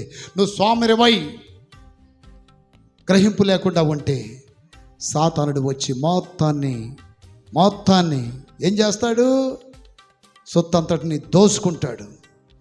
నీ ప్రాకారాలు కూలిపోతాయి. పాములు వస్తాయి, కప్పలు వస్తాయి, తేళ్ళు వస్తాయి, మేకలు వస్తాయి, ఎలుగుబంట్లు వస్తాయి, గొర్రెలు వస్తాయి, పులులు వస్తాయి, సింహాలు వస్తాయి. అంటే ఆ స్వభావాలన్నీ నీలో ఉంటే నీ ప్రాకారం ఏమైపోయింది? కూలిపోయింది. అయ్యా మా ప్రాకారాలు గట్టిగా కట్టయ్యా, మా ప్రాకారాలు గట్టిగా కట్టయ్యా. సోమర్తనం తీసేసి సురుకుతనం దయచేయి అయ్యా. శ్రమని ఆయుధముగా ధరించుకొని ఎక్కువగా ప్రార్థనలో ప్రయాస, పరిచర్యలో ప్రయాస, వాక్యంలో ప్రయాసపడే కృప మాకు దయచేయి. స్తోత్రం, స్తోత్రం, స్తోత్రం. చేతుల పైకెత్తి గడిగలు చెప్పాలి. ఆమేన్. కూర్చోండి. ఇంకొక పాయింట్ ఉందిగా, ఏంటది? యెరూషలేము గుమ్మములో, అదేనా? గుమ్మాలు ఏమైపోయినాయి అంటండి? అగ్ని చేత కాల్చబడ్డాయి. గుమ్మములు అంటే ఏంటి చెప్పండి? మనం ఇంట్లోకి రావాలంటే ఏ మార్గం గుండా వస్తాం? దొంగదారిలో వచ్చేది ఎవడో? దొంగోడు. ఇప్పుడు ఇది ఉంది, ఇది పగలగొట్టుకొని వచ్చాడు ఒకసారి దొంగోడు. వాడు ఎవడాడు? కానీ ఎదురు గుమ్మంలో ఉండి వచ్చిన మనం ఎవరమే? మనం దొంగలా దొరలా? దొంగోడు ఎప్పుడు కూడా రాంగ్ రూట్లో వస్తాడు. ఇప్పుడు గుమ్మం ఏమైపోయిందంట? కాలిపోయింది. గుమ్మము అంటే గుమ్మం మార్గం గుండా వచ్చేది ఎవరండి? గుమ్మం మార్గం గుండా వచ్చేది ఎవరో? పర్మిషన్ ఉన్న వాళ్ళే వస్తారు. పర్మిషన్ లేని వాళ్ళు వస్తారా? ఇప్పుడు నీ ఇంట్లోకి నువ్వే వెళ్తావు. దేవుని స్తోత్రం. ఎవరన్నా రావడానికి వస్తే బడితి పూజ పడిద్ది, మన పేరు చీరలో పడినట్టుగా. ఇద్దరు వచ్చి కూర్చున్నారు చూసారా? హల్లెలూయా. ఇద్దరు వచ్చి ఎక్కడ కూర్చున్నారు? చక్కగా సోఫాల మీద కూర్చొని మా వాళ్ళు ఇక్కడ ఉన్నారు పిలవండి అంటున్నాడు. వాడు ఎవరు రాయిందంటే ఏం లేదు, తొందరపడి మన వాళ్ళు కొట్టారంట వాడిని. దేవుని స్తోత్రం. ఏ పూజ పడింది అంటే గుమ్మం మార్గంలో వచ్చేది ఎవరు? పర్మిషన్ ఉన్న వాళ్ళే. దేవుని స్తోత్రం. సొంత వాళ్ళు వస్తారు, కానీ పర్మిషన్ లేనోడు ఎప్పుడు రాడు. చేతుల పైకి ఎత్తి గట్టిగా చెప్పండి హల్లెలూయా, హల్లెలూయా. ఇక్కడ గుమ్మాలు కాలిపోవటం అంటే అర్థం ఏంటంటే పర్మిషన్ లేని వాళ్ళు కూడా వస్తున్నారు. ఎవరు వస్తున్నారు? పర్మిషన్ లేని వాళ్ళు ఎవరు? సాతానుడు. పర్మిషన్ ఉన్నోడు దేవుడు, పర్మిషన్ లేనివాడు ఎవరో? సాతానుడు. గుమ్మం కాలిపోయింది, ఇంకెవరైనా వస్తుంటారు. ఇప్పుడు ఈ గుమ్మాలు మనం తీసి వదిలిపోయామనుకోండి, ఎవరైనా వస్తారా రారా లోనకే? వాళ్ళ ఇష్టం. అంటే ఒక క్రమము లేని బ్రతుకైంది వారిది. ఏ బ్రతుకండి? గుమ్మాలు కాలిపోతే పర్మిషన్ లేని వాళ్ళు వస్తారు, క్రమము పాడైపోద్ది. క్రమం పాడైపోద్ది. వేరే స్తోత్రం కలుగును గాక. చాలామంది విశ్వాసుల క్రమం ఏమైపోయింది? పాడైపోయింది. ఆ హృదయంలోనికి పరిశుద్ధాత్మ దేవుడే కాకుండా అపవిత్ర ఆత్మ, మోసపరిచే ఆత్మ, లౌకిక ఆత్మ, భ్రమపరిచే ఎన్నో ఆత్మలు వచ్చేస్తుంది లోనకి. గుమ్మం కరెక్ట్గా లేదు అంటే వెళ్ళే మార్గము, వెళ్ళే క్రమము, వెళ్ళే రూటు కరెక్ట్గా లేదు. ఎవడైనా వస్తుంటాడు, పోతుంటాడు. చేతులు పైకి ఎత్తి కట్టుకెళ్ళి చెప్పండి. క్రమాలు సరిచేయబడాలి. ఏం చేయబడాలి? యేసయ్య అంటాడు, నేనే గుమ్మాని, నేనే గుమ్మాని. గుమ్మాన్ని నేనే, ద్వారము నేనే, గొర్రెల పోవు ద్వారమును నేనే. దేవుని స్తోత్రం కలుగును గాక. అప్రీతం బిడ్డలారా, మన గుమ్మాలు కట్టబడి చక్కగా తలుపు వేయబడి ఉండాలి. దేవుని స్తోత్రం. కాలిపోయిన విధంగా ఉంటే ఎవరైనా వస్తారు, ఎవరైనా పోతారు. హల్లెలూయా, హల్లెలూయా. పర్మిషన్ లేని వారు లోనకు వచ్చారనుకోండి, విలువైనవన్నీ ఏమైపోతాయి? దోసుకోపోబడతాయి. దేవుని స్తోత్రం. అందుకని క్రమము కరెక్ట్గా ఉండాలి. దొంగదారిలో వెళ్ళేవాళ్ళు దొంగోడు, కానీ గుమ్మం గుండా వెళ్ళేది ఎవరండి? కాపరి, మంచి కాపరి, గొర్రెలకు గొప్ప కాపరి. అందుకని గుమ్మం దేనికి సాదృశ్యం అంటే వెళ్ళే రూటుకి సాదృశ్యం, క్రమానికి సాదృశ్యం. నువ్వు వెళ్ళే రూట్ ఎలా ఉంది, నీ క్రమం ఎలా ఉంది? ప్రార్థనకు వస్తున్నావా? మందిరానికి వస్తున్నావా?